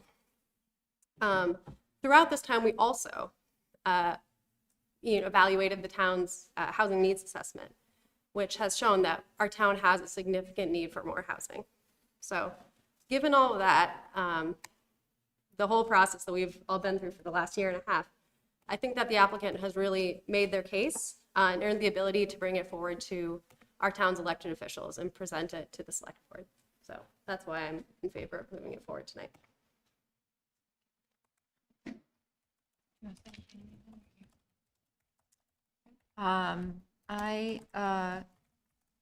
I'll say that I am in favor of moving forward with the specific plan. There are things that I wish it did differently, as I'm sure a lot of people do, and particularly around energy goals. But I recognize the constraints that we are under. And I too I find it very compelling that to contemplate what else might happen if we don't go forward with this specific plan. I am concerned about that, and I am trying to take that 2050 view that Terry mentioned, and that we're all supposed to be thinking about all the time, according to Emily. So I will be voting in favor of it. Jill, do you want to say anything? No, I think there's been some really good arguments. Some things are sticking with me, in Ken's opening remarks about how the town really doesn't see this kind of gift. And that strikes me, just what it's been appraised at, but also the career value it has, both with Windswept, but also the views that folks take in. So I think I'm going to be in support. I have appreciated with the back and forth, the applicants have been really mindful of the community, and I can kind of sense that both with their actions, but also the intention is there. So I think that's a developer I want to work with. Yeah, I'm also going to be in support of this project. I think that the public benefit of this viewshed of the land, even if a different developer got the project, maybe they preserved it, maybe they don't, but it would still be privately owned. And privately owned trails, you can't always access them. They're not a public benefit to the town. And I think that that has significant, that's really significant. And yeah, we've seen this plan change and iterate over time based on the needs, based on the feedback. And I think that that has a lot of merit. And finally, I want to add something a little bit lateral to this. I'm a relatively new member, actually a very new member of the commission. And I've watched the process, as much as I've seen it here, advance over time. A lot of you have probably heard the expression that a camel is a horse designed by a committee. Well, that's not the case here. I've been extraordinarily impressed with the level of professionalism of the people I'm working with. And I mean this very seriously. The level of knowledge that the town staff have about this stuff and the measured way that they approach these kinds of things is quite impressive. And I too will be voting in favor of this. No plan is perfect. They don't exist. But given the pros and cons that we're looking at here, and that the folks that have been here far longer than me have considered, all of them, I like where we've landed. I think it's actually going to be a good thing, and I too will be voting in favor. All right. I would then entertain a complicated motion. Maybe not so complicated. Okay. So in the background, I did a little playing around. What the amendment to Chapter 11 to the Select Board would say, the DRB must make finding that the discretionary permit upholds a growth management score of at least 50 points based on the criteria of Chapter 11 as amended October 22, except 1171 and 1179, which can be based on the bylaw of October 22, or any future version of the energy efficiency or sustainable transportation criteria. So they have flexibility there. Presumably our sustainable transportation criteria and energy criteria are only going to be more challenging to climate change rather than regressive. That is Right. up to us. No one would say. Yeah, I'm all in. Can I just ask a question to make sure I understand what was just said? The intent here is that the applicant could choose to do some other things to score growth management points or not. Yes. Right? But there would be, presumably, there would be flexibility. So maybe we could do more of the things that you would really like us to do and fewer of the things that you don't think are quite as beneficial. Am I understanding it correctly? The idea, right, the idea Okay. would be to say, if we change these two areas in the future, and you decide you don't want to do bike blockers, and now there's the option to do something different, that you would have that flexibility and not be locked into today's version. Okay, great. Thank you. Only in the areas of sustainable transportation and energy efficiency. Understood. Thank you. And I think importantly, not in the area of affordable housing, which would be the other place where you guys scored a lot of points. Okay, thank you. Which will change completely under this proposed bylaw. Okay. All right, so not such a complicated motion. So you've changed the language in the Chapter 11 notes. Are there any other changes that would need to happen for that motion? No.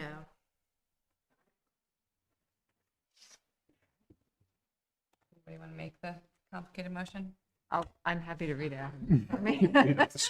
Okay, so as authorized by WDB 8.2 and 24 VSA Section 4441, I, Megan Cope, move that the Williston Planning Commission submit the town plan and bylaw amendments to the Select Board for consideration with the following modifications to the site plan. 1, designate a 2 to 5 acre building envelope at the northwest corner of the viewshed, excluding proposed road right-of-way, for future town park amenities for the purpose of enhancing public access to the views. 2nd, identify the easement as a floating easement along the entirety of the multi-use path between the path and 38 acres of open space. Second? Okay. All right, all those in favor? Aye. Jill. And Jill is an aye. Okay. Yes. Well, Well, not yet. ask if anyone's opposed. Oh, all those opposed? Yes, let's do it. Thank you. Okay, that moves forward to the select board. All right. I think you guys can be, they can adjourn, Thank you right? for your work. We can go, we can be done, right? Williston 2050. Oh, you want me to, Yeah. Oh, we're not. No, we're not. I know. Hold on, my agenda is loading. So, if you need it, check in on door knocking and outreach. yeah, Adjourn. I can start that. You can fill it. Got the day, got the plate. The presentation that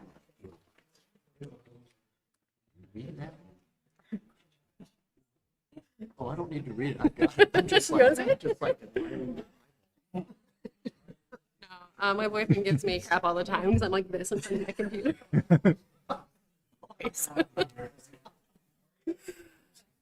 So we probably can get out of here pretty quick. We just wanted to touch base briefly on Williston 2050. Yeah. When they're, Yeah, we'll let them. give them a minute. You guys Good night. mind just bringing your conversation into the hallway? We're going to keep meeting. Thank you very much. So yeah, hopefully a little more fun, but more work for all of you. You know, we're really entering the most critical period now for public engagement on this town plan rewrite effort for Williston 2050. We have scheduled all of our roundtable events. We are taking signups for those. We have a substantial number of people signed up for the first one on the 19th already, and some signups spread throughout the others. So people are asking to come. We have some names on those signup sheets we've never seen before, which we're really, really thrilled about.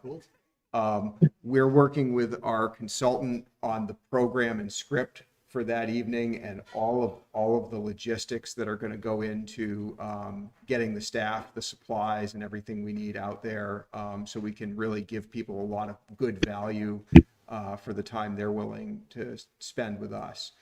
And you know, the two big asks of the Planning Commission, one you've heard a bunch before, which is around door knocking and outreach to neighborhoods, you know, spending some shoe leather. Let us know what we can do to help support you in that. We're doing some of it at a staff level as well. Emily's bringing the hack out to do it. That's going to be really, you know, that's really, it's good planning, it's good process, and it's also something that builds a really solid foundation for this plan. So when we get to the end, and there's something in this plan that's maybe a little bit innovative or a little bit up for debate, and someone says, well, nobody told me about this, or I didn't hear about this, or my voice wasn't heard, we want to be able to say, you know, we're sorry, and we really tried. So, you know, and we really are. So that just helping us with the promotion will really help. We had a good size ad in the Observer this week. We'll have a full page ad in the Observer next week, and then smaller ads after that. So that's going, you know, into everybody's mailbox. We've got flyers, we've got posters, we're handing out cards, we've got the bumper stickers if people want them. all that good stuff. HOA we have email addresses for, and I'm mining Front Porch Forum for their contacts too, so they can help disseminate info to their residents, so. And podcast. And And a we have a podcast. Oh, Yeah. thank you for. And we have a local drone operator providing us with some amazing fall foliage footage of Williston. And we're actually, I've got Andrew trying to cut that up and lay the podcast over it so we can put it on YouTube. And the podcast is Steve interviewing myself and Emily and Melinda, just talking about the town plan, why it's important for people to come out. So that'll be shareable, likable, and all of those things as well. The other ask I want to make is we're really looking for help at those events with what we're calling table captains. So, these are roundtable conversations. We're going to divide people up. It's an easy job. We'll give you a script for it. It's mostly helping the people at the table keep time. We're going to work through 5 subject areas at about 15 minutes apiece. And this is sort of a spoiler alert, but for each category, for example, one is homes and people. And the big sheet of paper on the table is going to have some facts about homes and people in Williston. It's going to have space for people to take notes. You want to, get the marker out, put a mark on the sheet, get people writing and talking. But the red box at the bottom, before we ring the bell when the 15 minutes are up, is what's the first thing we should do about this subject area in Williston? So we're asking that citizen group to, really dig in and hopefully come to a consensus on what's the most important thing? What's the first thing we ought to do about this? And this drives toward the goal of creating a town plan that has organized, detailed, and prioritized implementation lists coming out of every single chapter. So we can hand the town and ourselves a really solid 8-year work plan. And you know what? If we get that implementation chapter and the first thing's not feasible, then we'll look at the second thing. If the first thing costs $1 million and we've only got $50,000, we'll look for the first thing that costs $50,000. But that's a structure that's not been in past town plans that we'd like to bring, and we'd like to involve our citizens in that. So I don't know if we have a mechanism for signups yet. Would it be helpful if we Sign-up just said sheets, these are the ones we can? Yeah, just email us. We'll plug you into a schedule. Yeah, we have the sign up genius. So if there's a couple where you're not quite sure, you could say first priority, second priority, or what choice or whatever. And we're looking at signups and attendance, so we'll get a good feel of, how, we're trying to put small groups at tables to work through this so that people have lots of opportunity to talk. So far, the first one has, I think, 23 people registered. We have them capped at 40. We can increase capacity on Eventbrite if need be. And then the others are still below 10 people each. So keep getting the word out there. If you want to post to Front Porch Forum and say, hey, this is what I think of Williston for 2050, come to these events, let me know what you think, and kind of help hype it up. I can do that. If you have time to do some door knocking, I know it's beautiful fall foliage time, but I did it last year for stuff in Waterbury, and even where I went out for a half hour, I got couple conversations and a lot of flyers in people's doors. So you can be effective in a very short period of time, even if you don't have, even an hour, your half hour can be effective. Definitely.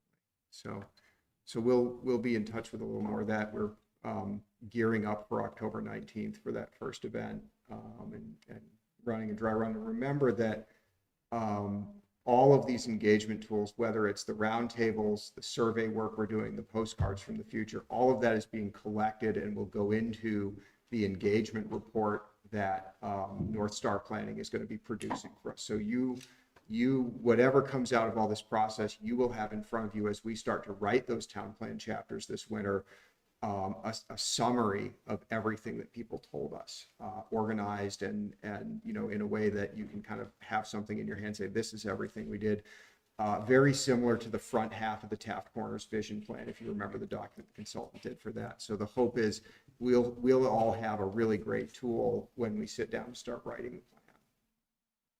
So, yeah. Any questions about I have that? kind of a comment/question.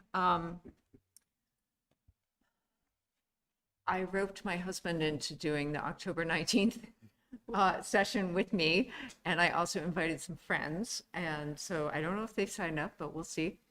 And in our conversation about that, something that I had been thinking about for a while came up again, which is how we might want to prepare for or respond to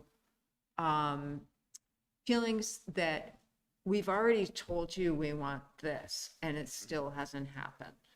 So the big one, the elephant in the room, is a path between the village and Taft Corners. And so I feel like we have done a lot of these public outreach things over the, 12 years I've been on Planning Commission, and then 5 or 4 more years that I've lived in Williston.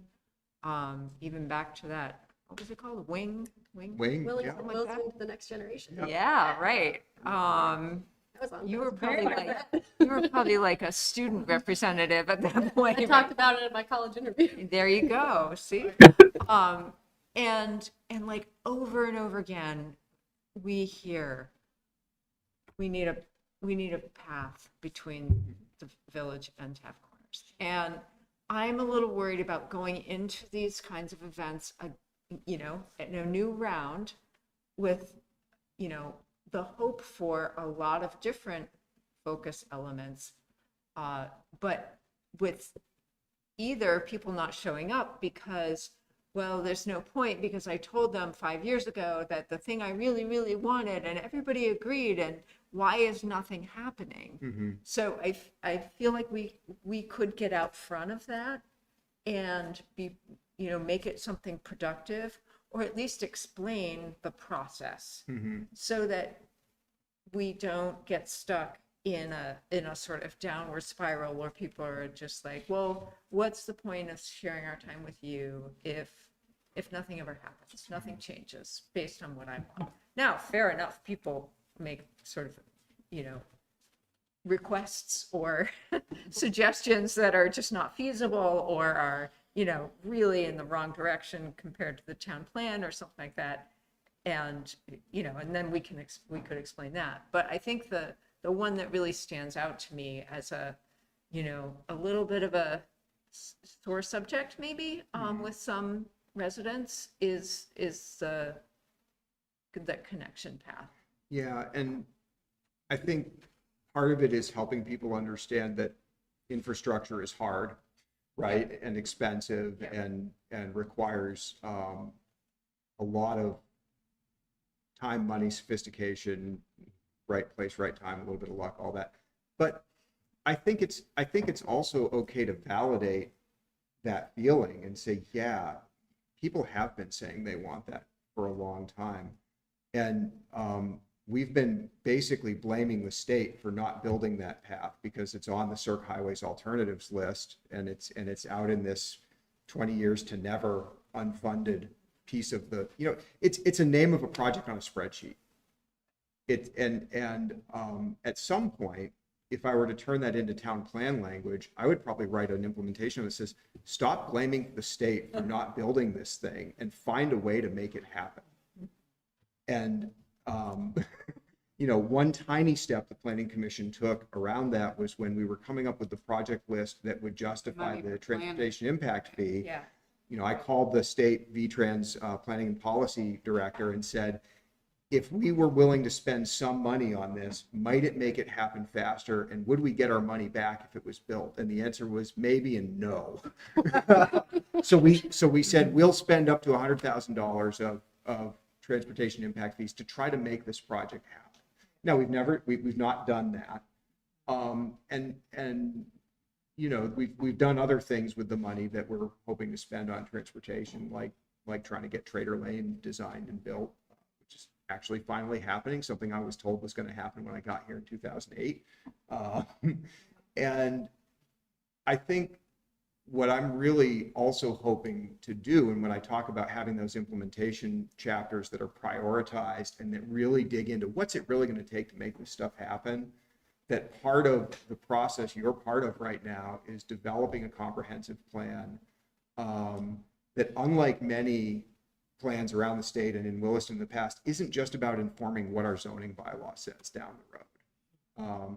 Because that's great, but it only works if you've got a developer who wants to build something, and then your bylaw's got a list of demands. And that's how we get little pieces of multi-use path along Mountain View Road, right? And at some point, you've got to have a goal that says we need to fill the gaps, or, you know, we've got some things that aren't going to happen just by hoping the private sector will do it. We need to step up. And some of the exercise of that town plan that you'll all be developing will be bringing that and some feeling of commitment to that to the select board to discuss and think about. And, you know, those of you who are involved in the energy plan, remember this. There are all these things in the energy plan. The select board said, yeah, that's great, but we agree we should have electric vehicles, but we are not committing to spend any money right now. And that was the boundary that was expressed over and over again by that board in adopting that piece of comprehensive plan. And there are always going to be limitations. You can't spend money you don't have. You can say you want to do stuff and you can not have funding. VTrans wants to do stuff, and the legislature decides how much money they have to do stuff with every year, right? And we're all in that world. But I think the town plan can engender a much more robust community conversation and ultimately elected official conversation. But what are we really going to try to achieve here? And if you don't start somewhere, you're just going to keep saying you want to do it in your plan. Yeah, and a good, briefly, a parallel to that, the past 3 town plans have kind of been copy paste of each other. And the outreach has been, you know, one afternoon with cheese and crackers in the conference room. It's been a very minimal outreach. So we're doing this much more comprehensive, robust process. So the same effort that's going into this outreach component is going to go into what Matt's talking about, and like, what's the real concrete to-do list, and not just for planning and zoning on our bylaw amendments, but public works and fire and police and all of our town departments and recreation and library, that helps all these departments work together to achieve those goals. And the same effort we're putting, I tell folks, that into these events that provide dinner, and we're meeting on 2 Saturdays, we're going to put that same effort over the coming months writing this first draft. I guess just to kind of close out this point, I think in the events themselves, it may just be helpful to have a little bit of acknowledgement of ongoing past contributions and suggestions, and maybe some brief explanation of, yes, the town has said again and again that this is a goal, and here are a couple of the things that are kind of been holding us back from that, and here are some ideas for what we might put in this town plan to shift the playing field a little bit, right? A bunch of people I've talked to have mentioned that sort of dream path over and over again, and I think they see that as sort of symbolic of other things. And that's why I'm raising it now, because I wouldn't want that to waylay or kind of derail so much of the good stuff at the events in particular. I mean, are there, Megan, just to strengthen what you're saying, are there other things that we have done in the town plan, in your estimation, that would demonstrate, like, you're right, haven't gotten the path yet? Right. And that's a big infrastructure project, and we want to keep it on the list, and it's not that we're ignoring it, and we've got to figure out new creative ways to get it jump started.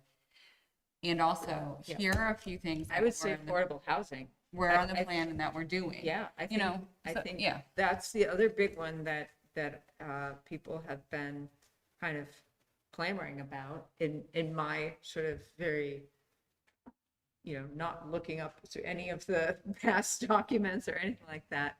I think we have made movement on affordable housing, at least, in terms of scoping out inclusionary zoning amendment, by October 17th, apparently we'll know, based on that select board meeting. I think we'll know. I don't think they're going to want to talk about it more than one meeting. Chapin, you've been... Sorry, I wanted to clarify something.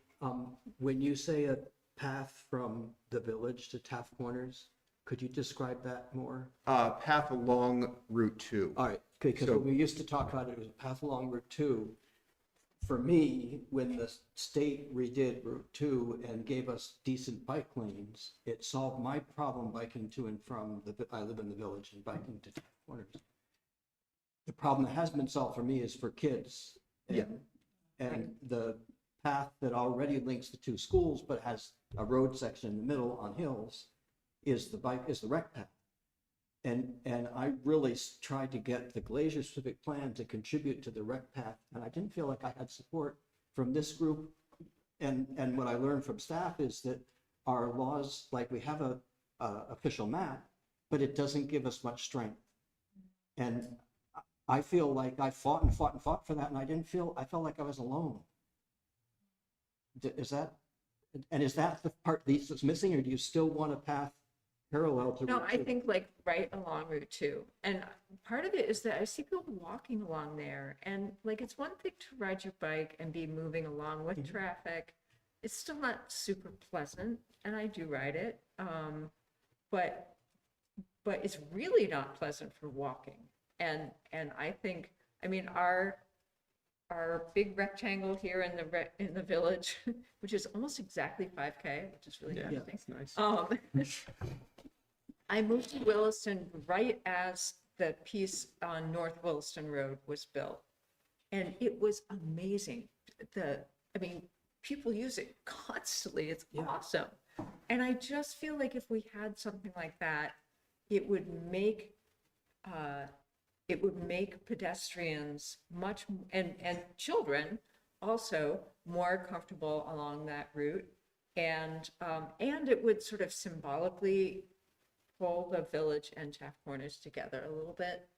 I would love it if the town plan said all of that. Good thing we have it on recording. Because right now, that, your question, well, does this suffice, or what are we trying to accomplish here?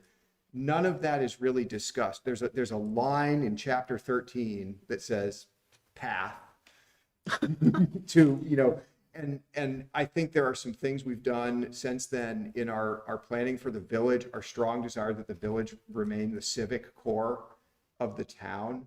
And I think it's great to have the village be the civic core of the town. I also think you ought to be able to, pull a kid in a bike trailer between Cottonwood and there it's a hill. We got to deal with the hill. Yeah. But I think you ought to be able to. E-bikes are helping out with that. They are.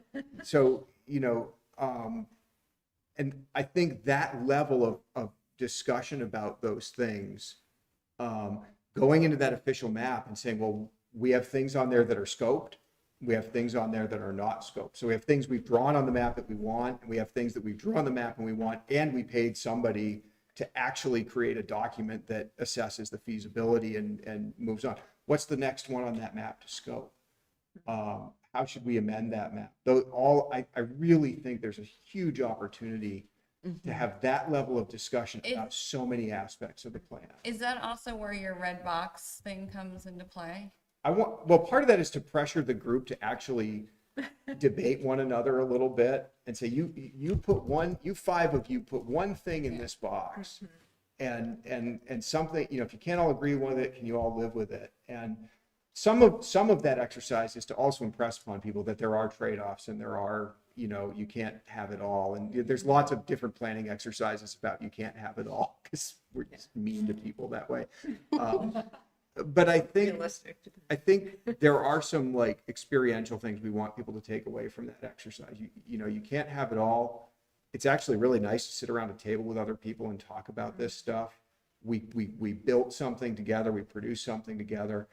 And also to come away feeling like, well, yeah, a lot of stuff is possible if we just, if we work together on it, if we prioritize it. And some of it, there's not a day that goes by in planning that I'm not grateful that part of my undergrad studies was geology. Because stuff just takes so damn long. And I want people to feel that and understand that this might be about your grandkids. But I do think that that's an important part of like how do we get buy-in for the stuff Right. Like that it's It's still important to have the things that aren't done yet and to reinforce the things that are still important and that we need to do. That's going to take a long time. and Like, say it that's in a an more important- practical way. And like to Chapin's point about that path, like I don't want you to feel alone in that because I'm passionate about that connection as well. But what the town plan needs to say is not just paths, it's like scoping, feasibility. Sometimes things are going to come in through private development and sometimes the town needs to be a go-getter. And here's that list and that one is on that list of the town might need to be a go-getter here. And maybe the first step is, that connection through Southridge. Andrew pointed out, the signs are all a little bit different. And some of the arrows aren't where you want the arrows to After be. the turn. So it's like, maybe the first step is doing that, improve some wayfinding, or maybe do some street painting to improve the on-street safety. And then the next phase is let's put some real money down to scope and build that. So one reason that things have been slow is, has been mentioned, finance.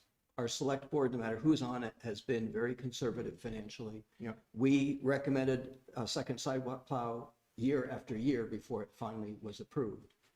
It's in the town plan to make us pedestrian friendly. We thought we should be plowing our sidewalks. The people who had the checkbook wouldn't agree.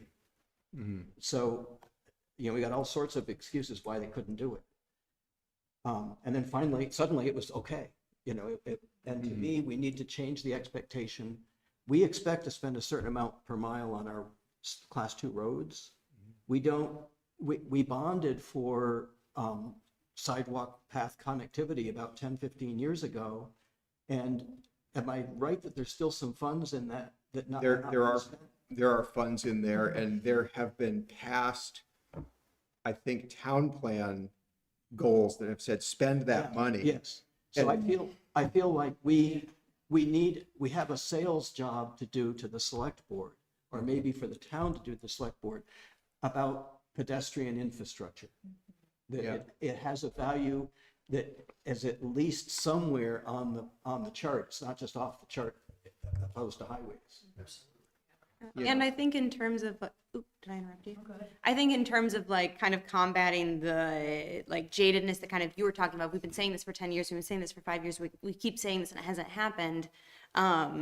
Like really focusing on like this town plan is attempt to codify that, to like have it written down as a true priority in the like the document that's like guiding the next 8 years. And so, yeah, it's a little idealistic, but it's like, this is like, yes, it mattered before, but like it matters now because this is what's going to guide what we do for the next 8 years. So that reshift in focus. looking at what the town plan says, the word budget currently only appears 32 times in this 127 page document. So most people's experience with the town is paying their taxes. And most of what the select board does, their biggest task is approving operating and capital budget. 8.9 has a couple sentences, and 14.2 budgets. As noted in 7, town has a capital budget process. Infrastructure improvements called for this plan will be included in the capital budgets. Tax funding will be. But we weren't even formally So we have included in capital budget development. these three piddly little sentences in the town plan for what capital budget, operating budgets are millions of dollars. And these projects that we're talking about, so what Matt's talking about is rather than these couple of paragraphs, we're going to have this prioritized list and a nice table with some, estimates. But I do think, and you've helped with this, but I so frustrated in the beginning, the first year I was on the commission, because I didn't feel like we were included in the capital budget process. And I think we've improved that, and I think we can improve it more. And I would like to improve it more so that we are also holding the staff accountable, not just our lovely staff who were with us all the time, the rest of the wonderful staff and the other departments accountable to those pieces that are there. So you can think about what you might write in a town plan that might help the planning commission do that. Because that's the whole point of your capital budget review, right? Is you're supposed to look at the capital budget and make a finding that it's in conformance with the town's comprehensive plan. And so you kind of read that stuff, right? And then you sort of intuit whether the capital projects list is aligned or not. And But it'd be easier if we had a list of capital projects. if you had it, In the town Really plan, good job. right? I mean, it really would. And have buy-in from this department. Melinda was going to say Sorry. something. She doesn't have a mic. I think that it's sort of more basic than that, and that's that the select board feels a lot of pressure. It might be, I'm not sure if it's actual pressure, but they feel pressure from taxpayers, like they've got to keep the taxes low. But where is that pressure coming from? Maybe it's only coming from a few people. We don't know, right? So I think that there's a basic, like, I don't know, just a fact-finding mission or something like people, we need to ask people, like, would you prioritize keeping your taxes low over, like somehow get at that? Like, is it really the majority of citizens whose first priority is to keep their taxes low, or would more people want to see these capital improvements? Or just say, even if they had to pay a little bit more. sorry. Like put it as X% of your taxes you pay are going for highway work in town. This other teeny percent is going for pedestrian infrastructure. What do you think the balance should be? yeah. Well, and we see this play out when there's a bond vote, right? So the pool/community center issue, and I've always said, as people said, well, we keep saying we want this and it's not happening, right? There's that same frustration. You say, okay, look, where we have to get to and where we're getting to around community center is something with a price tag will go for a direct democracy, one person, one vote, and then you'll know. And you'll know if there's will or not. And I'm a South Burlington resident. The worst left turn I have to make on my bike every day to go home is across Williston Road at Davis Parkway, and that's how I get home. And today there is a flashing beacon with a refuge island with cones around it because it's not turned on yet, that just got put in. Yes. And it got put in because South Burlington voted for a penny for paths. The Bike Ped Committee advanced a proposal that a penny on the tax rate would go specifically to the improvement of bike ped infrastructure in the town. And it's been quite successful. In fact, the city council had a meeting where they said, wait a minute, we're getting too much money in this fund now. Should we change the formula? And the Bike Ped Committee had to stand up and say, no, that's the whole point. Have you priced out a load of asphalt lately? So maybe the thing in the town plan to do would be to have something like, have a vote on whether, on a penny for paths.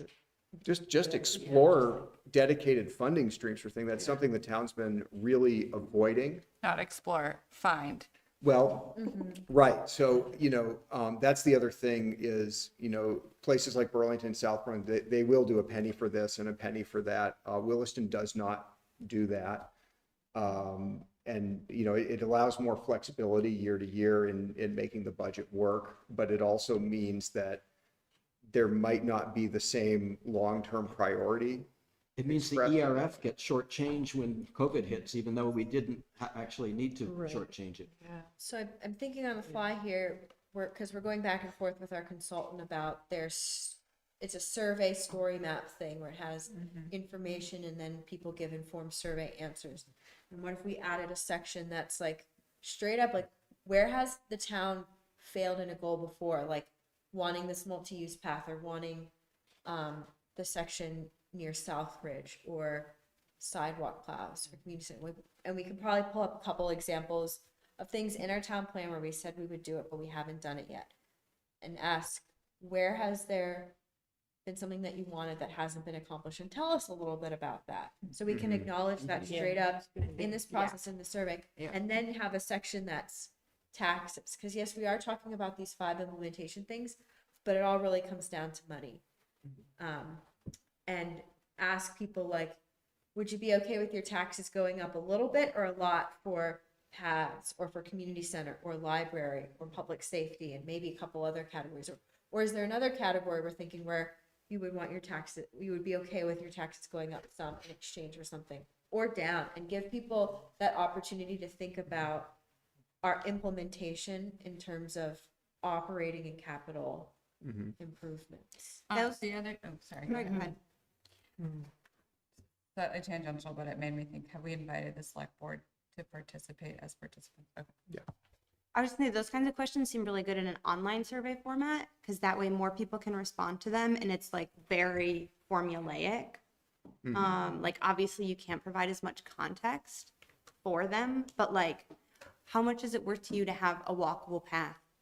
Like throughout Williston, like this much a year, like they're very formulaic in a way that like doesn't involve these kinds of conversations that we're trying to have with people as they come to these events. But like, it's really easy for people to say it online, and like maybe more people would respond. It's really formulaic data. But that's just kind of the thought that I'm hearing about as you're saying that. The online survey tools, I don't know what they're used, but I teach that at UVM, and they are really, you can do a lot with them, and they're really, they're excellent for especially things like providing a little bit of information and then asking a question, and then depending on how that person answers the question, it gets branched off into something else, which on paper, when we used to do surveys, meant if you said yes, go to question 17, right? Which was a nightmare. But now it's seamless, and it really is amazing. So I don't know if they're using Qualtrics or. I'm not sure what they've got. It's embedded in a story map right now. It's page survey 1, 2, 3. Blow it up a little. Right. Yeah. So we're trying to do the little bit of information scrolls on the story map, and then you hit a question and you answer it, and then you scroll. But I'm really, we've been really embedded in like just trying to launch the public engagement. We haven't gotten a chance to talk to all of you about like what kind of plan do you want to write, and I'm really excited to keep that going. And we can do it while we're writing it, because that's great. I think luckily I have a very perceptive staff that's been around for a while, and we've got quite a lot of experience of going, we know where people feel like things have fallen short, and where, but when we did that rapid fire, remember when you guys ground out that Mentimeter for like 2 hours? It's super useful, because it's like, what do you need to hear? Like, there's probably some things that you have a pretty good idea what the community preference is on. And there's other things where it's like, I really actually don't know what my community wants for this.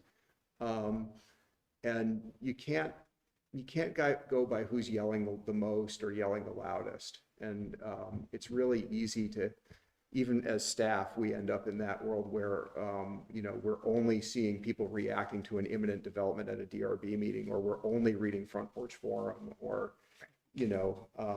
we sent out one of the email blasts that we sent out. We got a response back from someone who said, I dislike this town. I moved out of it. I don't like it. You people don't listen to anybody, and I've moved out of state. And Happy round table. Happy round table. It was like, So.